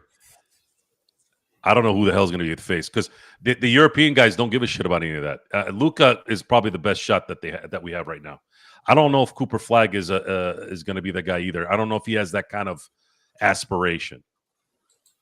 I think he just wants the ball. Wemby, Luka, too French. Wemby's too French to be the face. How is that different from Ohtani? Well, Ohtani he's got a superhero part about him. It's not doesn't give you a superhero. When I say he's too French, it's not because he's from France. It's his demeanor. He's too much like a Tim Duncan. He doesn't want to be the face of the NBA. He just wants to play basketball. Whereas Ohtani embraces his popularity, he embraces the pageantry of who he is. Even though he's a pretty humble guy, he embraces it. And it's nice, by the way. It's nice that a Japanese guy has that kind of pull. I never thought that would happen. I really didn't. All right. I don't know. I'm not going to totally rule out Wemby yet. So I think Wemby has some things that a lot of people can get drawn into. Delete who, Mark? I work. It's him and Sports Baby. They're going at it. Oh, he's thought about. Yeah, there.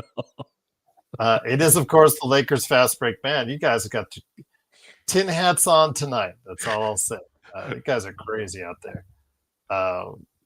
Guys, I mean, if you want to go deep into the rabbit hole, Joe and I, we're not going to it.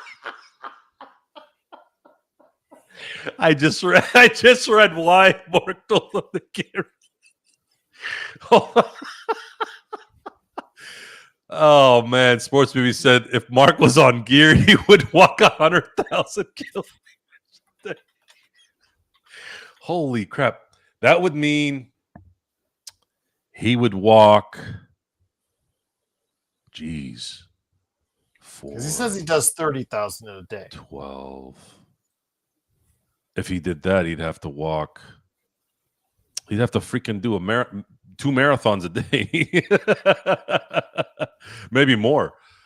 He'll walk for 8 hours at least.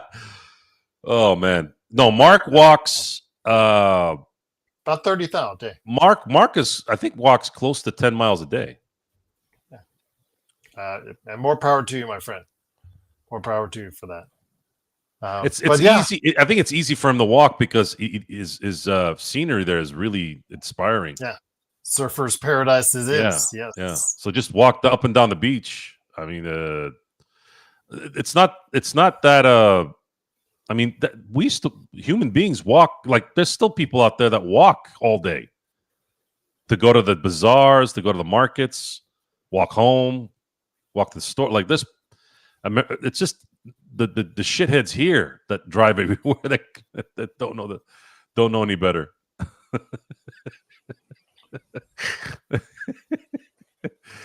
Oh man, you guys miss out, man, on our chat because as soon as Sports Baby says something, I'm waiting for Mark to respond. That's all I wait for. I didn't see Brian in the chat, but again, he brought up last night on Inside Sports Fantasy Football. If you guys are interested, Henry, Sean, Joe, if it's paid, if it's not, okay, no Joe, but if you guys want to do a fantasy football league, we at the Lakers Fast Break are open to it, but we need to see some responses. So whether you're in the chat tonight or you're after the fact or hit me up, LakersFastBreak@yahoo.com. let me know if you're interested in a fantasy football league. Still got some time. We could set this up rather easily. I was told to go to Yahoo because he said, please do Yahoo. I said, okay, if we do it, we'll do Yahoo. So I just wanted to make sure we do that. But I wanted to get that question in, Johnny, for you, for Joe on the Pittsburgh Steelers. Joe, I will try to get on for another occasion on Inside Sports Fantasy Football. Real good conversation Chris Lardieri and I had last night in regards to getting you set up. But we will have one more show before the season starts. So hopefully we can get Joe and Football is going to be weird this year. There's this uncertainty with Kansas City right now that's brewing. And then there's the usual talk out of Baltimore. And then, of course, the ascension of Josh Allen. Although I think Sean McDermott might need to be the guy that proves a little bit. It's not fair that it's like that, but that's just how it is. At some point, it's going to fall onto the head coach instead of Josh Allen because you can't get rid of Josh Allen. But, I mean, the NFL is at its parity. The parity in the NFL is just in the thick of it now. You don't really know who knows what's going to happen to Matt Stafford. Is Matt Stafford going to put enough cortisone in that body to make it another 17 games during the regular season? If I was Matt, I'd let this be the last year. I thought he was done a couple years ago, to be honest. I'm surprised he's kept playing. I must love the game, but he's been beat up, man. Matt Stafford's been in the NBA in the NFL since 2008.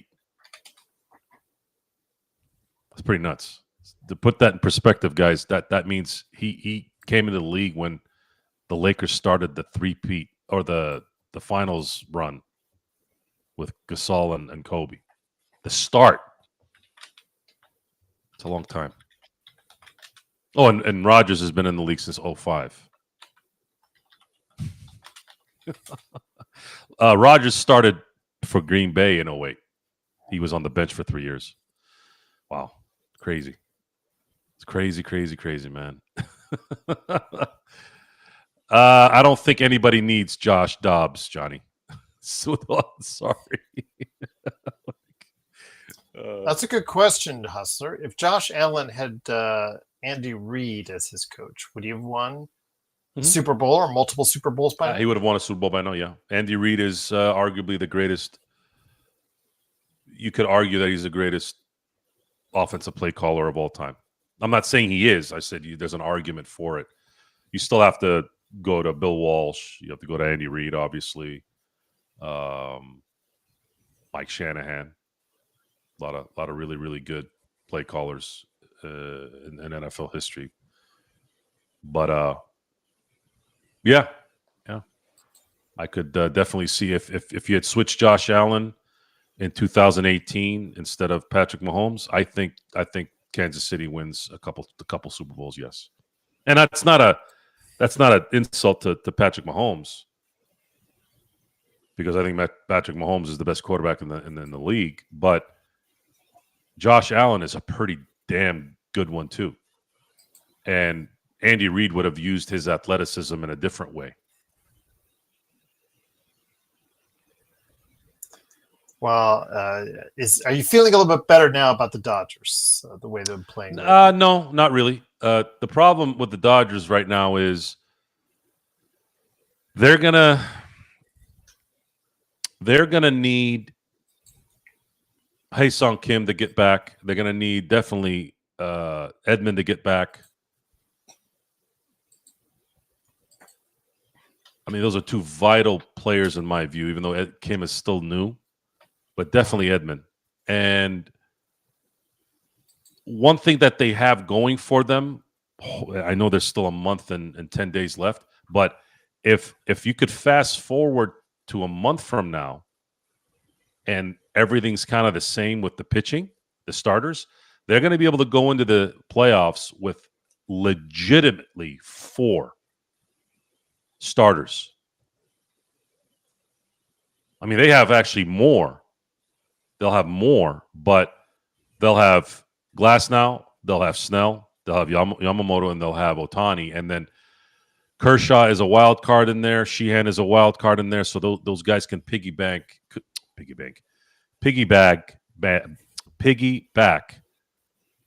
in those Otani games. But I don't think that's going to happen in the playoffs. I think Shohei will pitch in the playoffs as if he is going to go pitch 9 innings because that's what they'll need.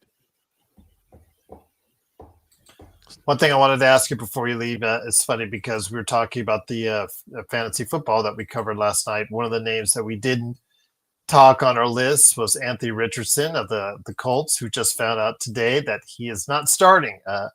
A washout from the New York Giants that I know that Chris, my friend, who's a New York Giants supporter, very familiar with, Daniel Jones, just beat out Anthony Richardson. And it's so funny because immediately after being told that by the coaching staff, Anthony Richards' agent says he trusts his trust is questionable now between Anthony Richardson and the Colts. Stop throwing to the other team when you're out there for starters. Start completing more passes above 50% out there on the field. Maybe that would keep you out there on the field. Joe, well, that and the fact that can you stay on the field too? Yeah. Anthony Richardson was a bad decision for the Colts. That was not a good pick. And never in any phase of his Florida career did I ever see an NFL quarterback, a starting NFL quarterback, a franchise quarterback. He may be able to be a backup for 10, 12, 15 years.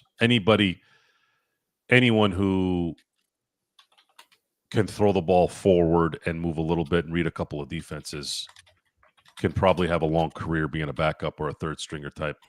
And that's who he is. But he was never going to be a franchise quarterback. And if he was going to be a starter, he would have had to have everything perfect. But even then, it would have been a problem. Yes, Joe Sora is the white AB. And I'm assuming you mean Antonio Brown? Folks, you're never going to catch me on audio screaming at a woman and cursing her out like she's a piece of garbage. You're never going to see me belittle his teammates.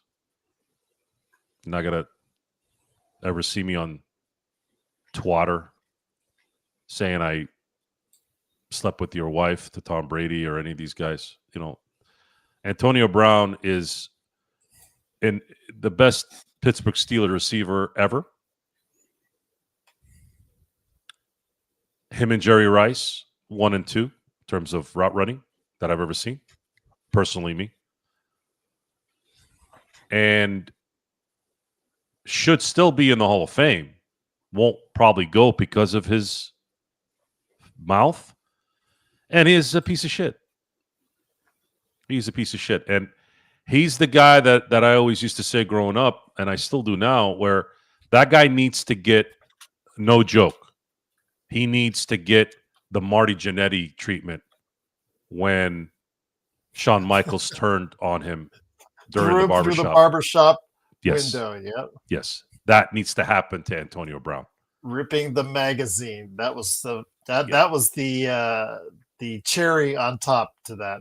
That made it very clear. I thought that touch of Shawn Michaels ripping up the magazine centerfold in half of the Rockers was just absolutely just perfect for that. After he threw him through the it was a very much gimmicked window on that.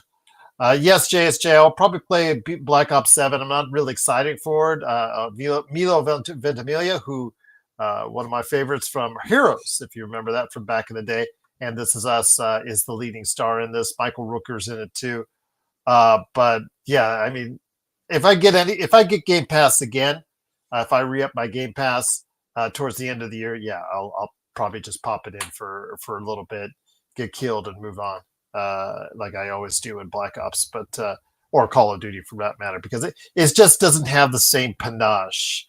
so many years that it later after once did. I mean, Call of Duty just absolutely was just the Call of Duties that made it really special. Modern Warfare, all gillied up level. I know the controversial No Russian level.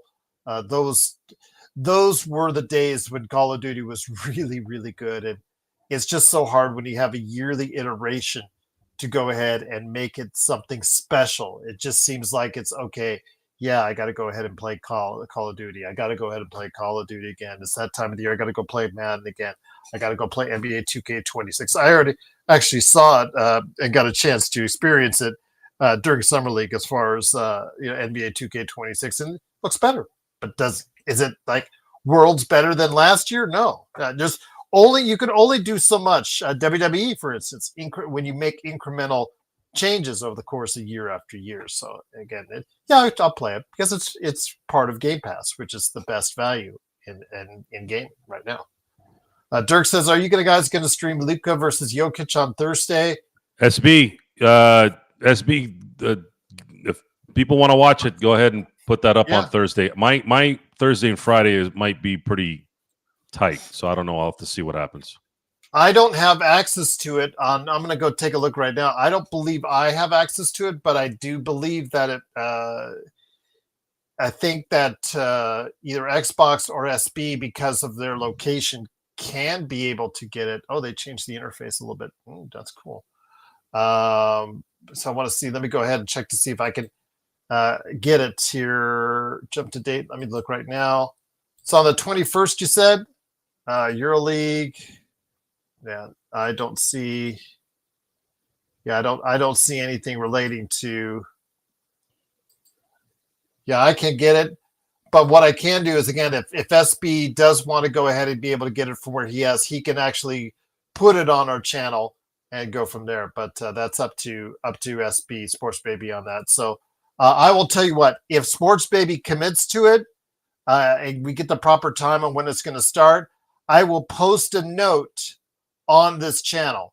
I know you guys are not getting the notifications. I don't know why, but yes, I will post a note on it here within 24 hours. And if SB gives me the go ahead on that, and we'll go ahead from there. So yes, I know Lakers Nation has tried to do that as well. But yes, if on playback, if we are able to go ahead and show it to you, I will post an update on our Lakers Fast Break YouTube channel in the notes section there for you. So there you go. I wouldn't say Josh Allen is better than Roethlisberger right now. Mahomes is better than Roethlisberger for sure. But Josh Allen still needs a few more years. If you had put Ben Roethlisberger, not better than Roethlisberger, not yet. Even though he's won an MVP, you have to look at the circumstances. Ben played against Brady and Manning in their heyday. Those guys were winning the MVPs pretty much every year.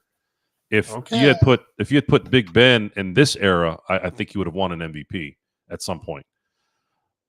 I think Josh Allen is capable of doing more things than Ben Roethlisberger. Well, but Josh Allen has a chance to supplant him just by winning one championship. But we're talking about Big Ben, who threw for 6 touchdown passes on back-to-back weekends. Big Ben, I'm not saying he was underrated, but when he was on, he was pretty on. He was a beast. Ben went to 3 Super Bowls. Josh is going to have to go to at least 1. And in my view, Ben went to Super Bowls in a harder era. Again, Manning, Brady. And even you can throw in Breeze in there and Eli. Those guys were big.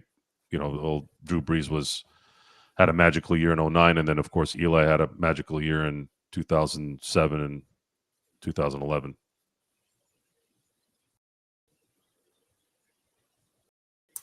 He's not he might be a better football player, but he's not a better passer than Big Ben. He's not a better quarterback than Big Ben. And I don't really know if he ever will be. Big Ben in his prime, it was going to be very difficult for Josh to be better as a quarterback. Joe Soro, Cordell Stewart is better than Mahomes and Lamar are better than quarterbacks you named, Joe. I take Big Ben over. I take Big Ben over Lamar in a billion years. Mahomes, I take Mahomes over anybody. At least in this era. Outside of Tom Brady, Josh Allen is the greatest floor raiser. You guys, with the hyperbole, relax. Stop becoming a bunch of Joe Rogans. Let it play out. Jesus, every 5 seconds, that guy's, this is the greatest mic I've ever been to. This is the greatest cell phone ever. Josh Allen is the greatest football player that ever breathed air. Let him finish his career a little bit. Relax. You guys are really going the rabbit hole now. That Montana you guys are the children of twatter. You really are. You guys are the children of twatter. Sorry, I mean X. The chicken bake at Costco, you could actually, when you put the tin foil over it, does cover it out. So, when you take it to go, but, put it on the head type deal as well. Prisoners of the moment. It's going to be weird because next time I go to Costco, I'm going to see somebody like pull a couple sheets out of that little box of tinfoil that's always there for everybody right there. And I'm going to wonder. Picking up her hat. Can you agree Saquon Barkley is the best running back in a while? Yeah. Sure. Although Genty, as Sean will tell you, Genty says he's arrived. Who's arrived? So, Genty from the Raiders. Oh, Genty. Because he rushed for 35 yards the other day. And he said, "I've arrived." That's always a and bad it's a sign. top 15 pick. That's a bad sign when someone says they've arrived and they haven't even played a game yet. Yeah, I hear you. If the Bills win the Super Bowl, I think all surviving members of the 90s Bills teams should get Super Bowl rings as well. Why? They didn't play in it. They're giving away Shohei Ohtani rings at the Dodger game. What am I going to do with some fake ass ring that I didn't win this ring? I'm not accepting a ring unless I'm in it. Ask any quarterback coach. Allen is a better passer than Ben, according to Jacko. According to ask any. No, he's not, guys. He's not. Josh Allen will probably never be a better passer than Big Ben. Dude, you have any idea how good Big Ben was as a quarterback? If you want to talk about overall, yeah, overall, that's I'll give you that one. But and maybe have a better career down the road. But no, Josh Allen will never be a better passer than Big Ben. I'm sorry. It's funny you guys say this. There's never been a better passer than Dan Marino. He didn't win anything either. But no one was a better passer than Dan Marino. Not John Elway, not Tom Brady, not such a beautiful spiral. Peyton Manning. Dan Marino was the baddest quarterback ever in terms of passing. That guy had a gun. He had a gun for an arm. Absolute gun.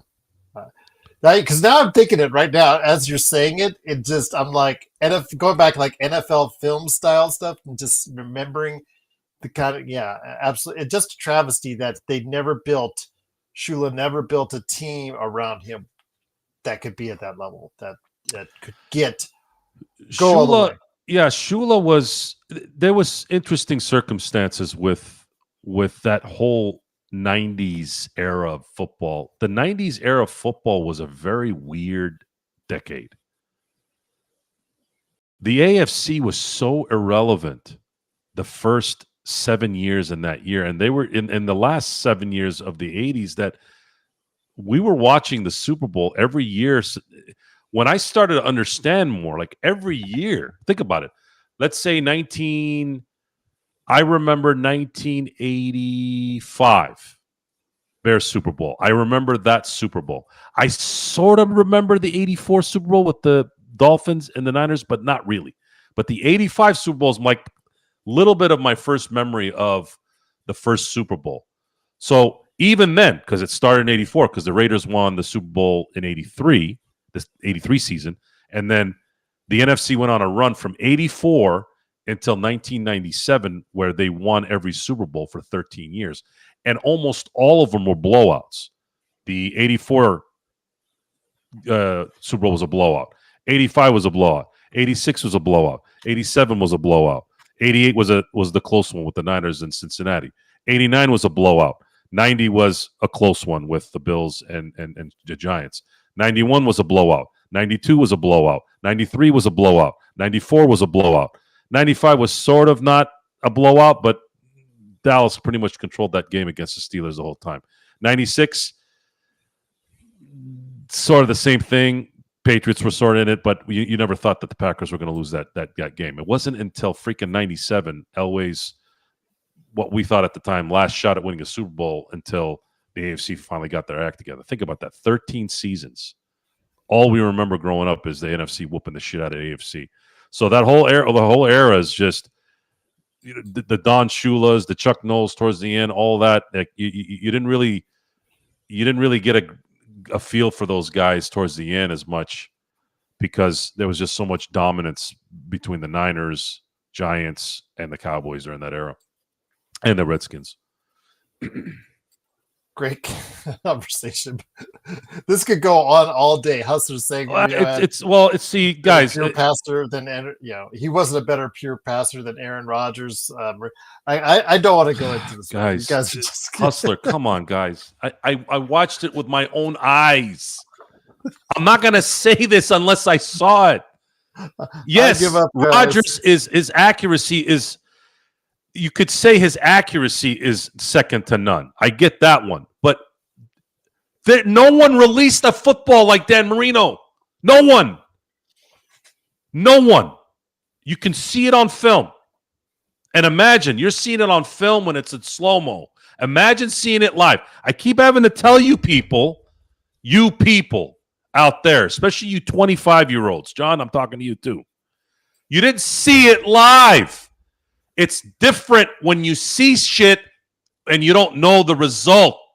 It has more impact. It's easy to watch highlights. But imagine watching it live when you don't know the result. It's a different response. Dan Marino is the best football player I have ever seen throw a football. And I'm not the only one that says it. Fifth quarterback picked in the first round? Was he? I think he was the sixth. He was the sixth. It was John Elway. It was don't forget O'Brien. Jim Kelly, Ken O'Brien, Todd Blackledge. Who was the other one?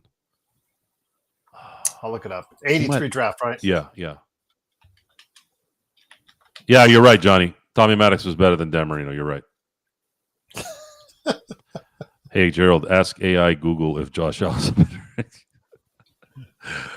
You guys are killing me. You guys are killing me, man. You know who's better than all those guys, Gerald? Anthony Richardson. Yeah, there you go. That's what it started with. Tony Eason. Don't forget, you forgot Tony Eason. Oh, Tony Eason. That's right. New England. Crazy. Absolutely crazy. All right, you guys. But John Elway, out of it, he was the number one. So just there you go. But it is, of course, the Lakers fast break. He pulled an Eli Manning in that draft. He didn't want to go to Baltimore. You guys are crazy out there. Love the chat. Josh Allen is way better than Marino. No offense. Again, you guys just I'm not going to go into. You guys will do this all night, and I'm just. Who's Tommy Maddox? Madix. Come on, man, spell it right. Yeah, Quincy Carter, JY. Perfect. That's a good one. It is, of course, the Lakers fast break. Truly appreciate you joining us. How about us. Brian Sipe? Brian Sipe was the best quarterback ever, right? Oh, my God. Here we go. Don't get me started. How many quarterbacks do they have in camp right now? 5 now? So the hilarious thing about the Browns is they drafted 3 quarterbacks, and then they picked up Kenny Pickett, who's injured right now, and they still starting Joe Flacco. And don't forget Tyler Huntley. Oh, man, Cleveland. Cleveland. Hilarious. We should be and Deshaun happy. Watson. We forgot Deshaun Watson. And we don't even have Deshaun Watson in there. The best part here, guys, is whenever you feel down as a Laker fan. I mean, this is a Laker channel, so I'm going to end this on a Laker note. Please. The Lakers, since I've been born, have won 11 championships, and we're still. I know I am irritated that it's not 17, right? At least 14 in my time, because I saw 3 finals losses. So imagine that being your life and it's not good. You're not feeling good because you think about those losses. And then put yourself in a Cleveland Browns area since 1978 and tell me what's worse. Mind you, the Browns have been around since the 50s, right? They've been around since the AAFA or AAFC league that eventually was the NFL with the autograms and the Jim Browns, the Brian Mitchells. Well, not Brian. Well, Brian Mitchell later, but and these guys still, after what will be 60 years or 59 years now, Gerald? 60 years? 60 years of the Super Bowl?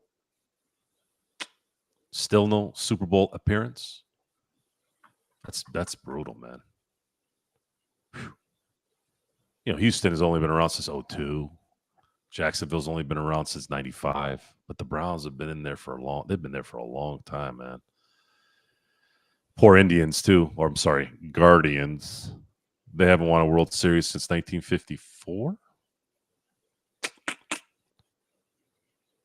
But LeBron got him a championship at 16, so yay. Yeah, there you go. SB, they're asking if you could put on Slovenia versus That's Serbia. a good one, JY. By the way, the guy that played Howard the Duck is a pedophile. So now that movie is ruined for me, and I love that movie. Or I loved it. You love Howard the Duck? Oh, I love it. Loved it when I was a kid. Loved it when I was a kid. Because I love the actors in it. Tim Robbins and see this face? Lorraine. This is my stunned McFly. face. You didn't like Howard the Duck? There's a reason why it's a bomb, because it's terrible. There's plenty of bombs out there that are cult classics. That is not. What, you didn't like Showgirls? I saw Showgirls in the theaters. Well, I didn't go that far. I was watching on cable. Elizabeth Berkley was gorgeous at that period of time, but I'll tell you what, they acted. The problem is they went to act. And that was the problem with that entire place. They started acting, and it was bad. That is a bad movie. So if she was, who's better, Magic or Kobe? That's a tie. Okay, it's a tie. Joe loves the BC. Yes. Well, again, Leah Thompson and Howard the Duck. Okay, I'll leave it at that. But it is, of course, the Lakers. Bestiality in Howard the Duck. Not really. I was a kid. It was a duck. And I was a kid, and it was funny. I mean, he is cool now that he came back into the MCU. That's what made it a lot of people just go, yay, he's back. So time heals all wounds, I guess, when it comes to Howard the Duck. So I'll leave it at that. But again, it is, of course, the Lakers Fast Break. Truly appreciate you joining us. We'll be back later this week. Joe says we're getting closer to the 3-hour special. We'll find out exactly when that is going to be. Trying to finalize and get everything taken care of that, because that's going to be really, really cool show that we're going to present to you then. So we'll go ahead and see what happens there. But for now, we will bring stuff to you hopefully later this week, and we'll see what happens. But all right, don't Real, you don't want to go there. Joe's, who's a better athlete, MJ or LeBron? Better athlete? Michael Jordan. Jalen Hurts is better than Mahomes by that logic. By what logic? By winning? I said that Big Ben is a better quarterback than Josh Allen. Definitely a better passer than Josh Allen. when we went to Howard the Duck, we're jumping off the rails. And so we'll just Who's being a do that. racist? Yeah, I know. Tell me about it, Jay. Tell me about it. I love Verhoeven movies. Starship Troopers, absolutely just love that. I play that constantly on Netflix. Come how on, can man. you not It's love Total Pesci. Recall? Yes. RoboCop. Yes. And then Who's Pesci? Basic Instinct. But then, yeah, unfortunately, Guys, career you got to look at movies by your enjoyment. Forget about the box office. Okay, when I was a kid, Howard the Duck was the shit.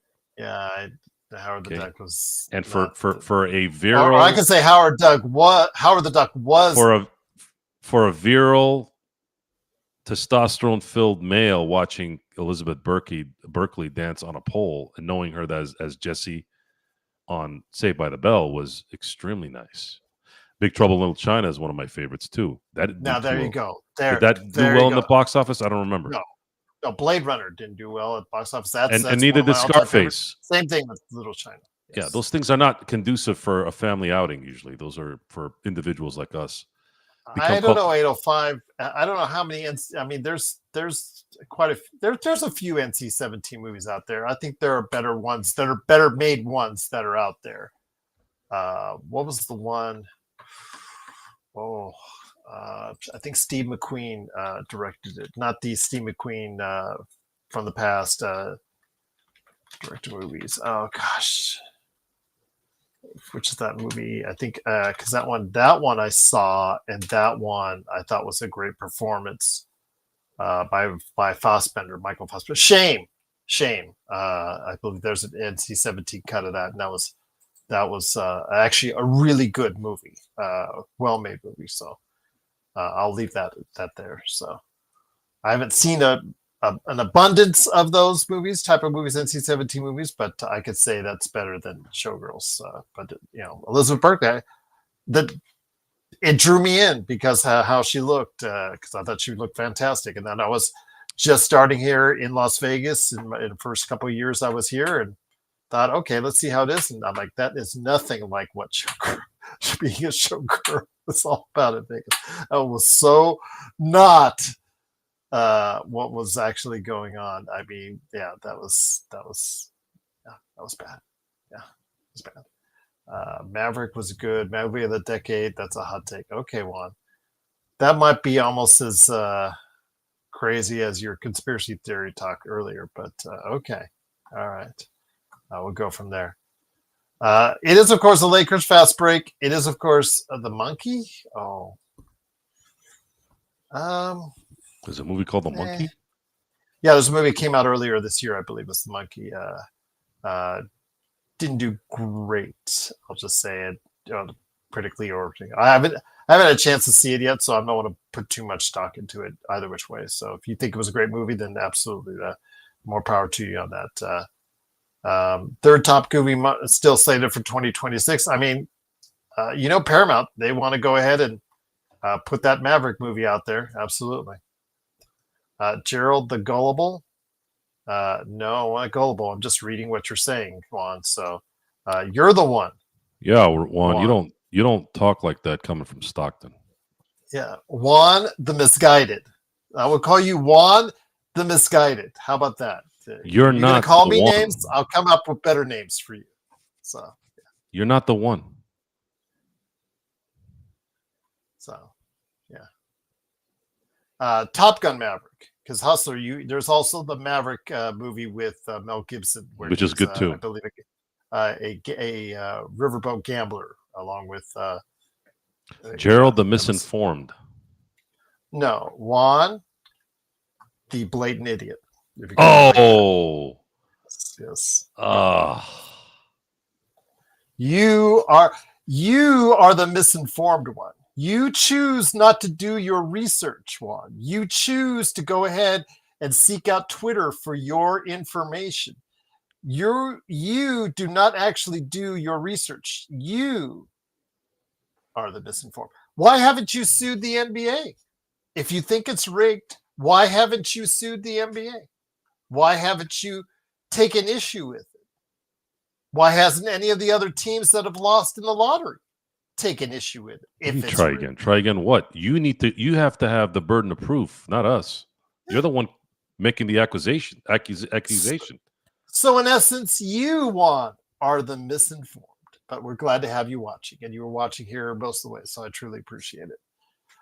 Yes, Mateja, Serbia versus Slovenia. Game is on Thursday. I will let you know via notes on the YouTube channel whether or not SB can fire it up on our playback channel or Joe's playback channel. It doesn't matter to me, but whatever you guys want, we'll get you stuck on it. So yeah, there we go. If it is a possibility, I'll get with the Sports Baby over the next few hours and see if we can go ahead and make that happen. Sports Baby's going to make it happen. We'll see. No guarantees. No guarantees. I guarantee Sports Baby will make it happen.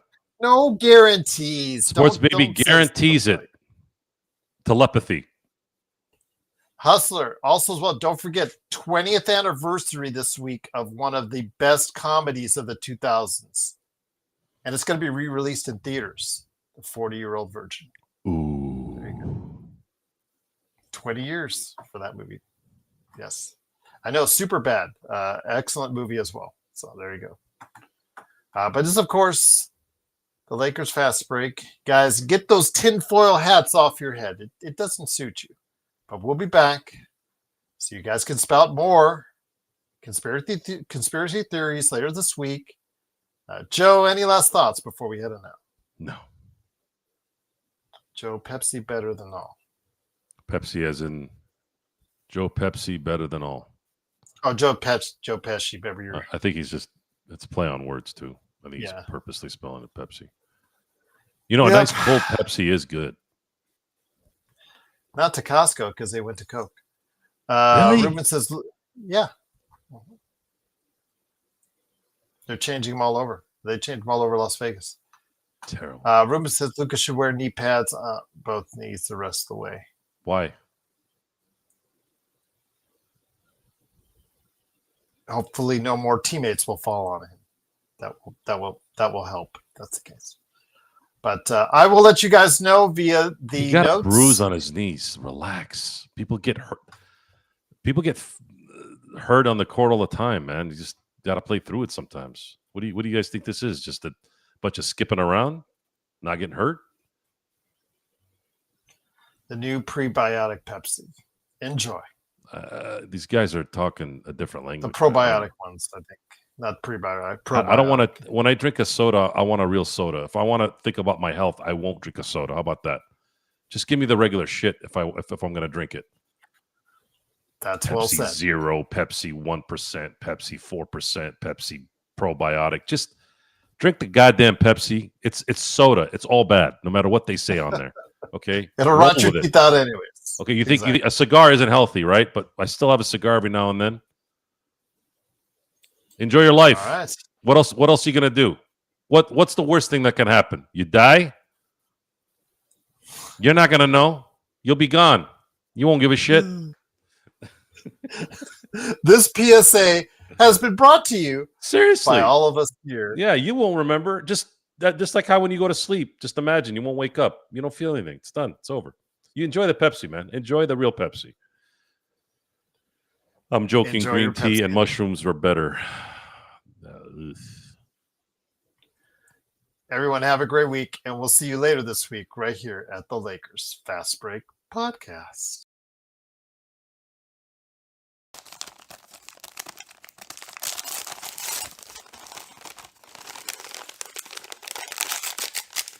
I'm looking forward to our group chat now where Mark can just shit on SB all night.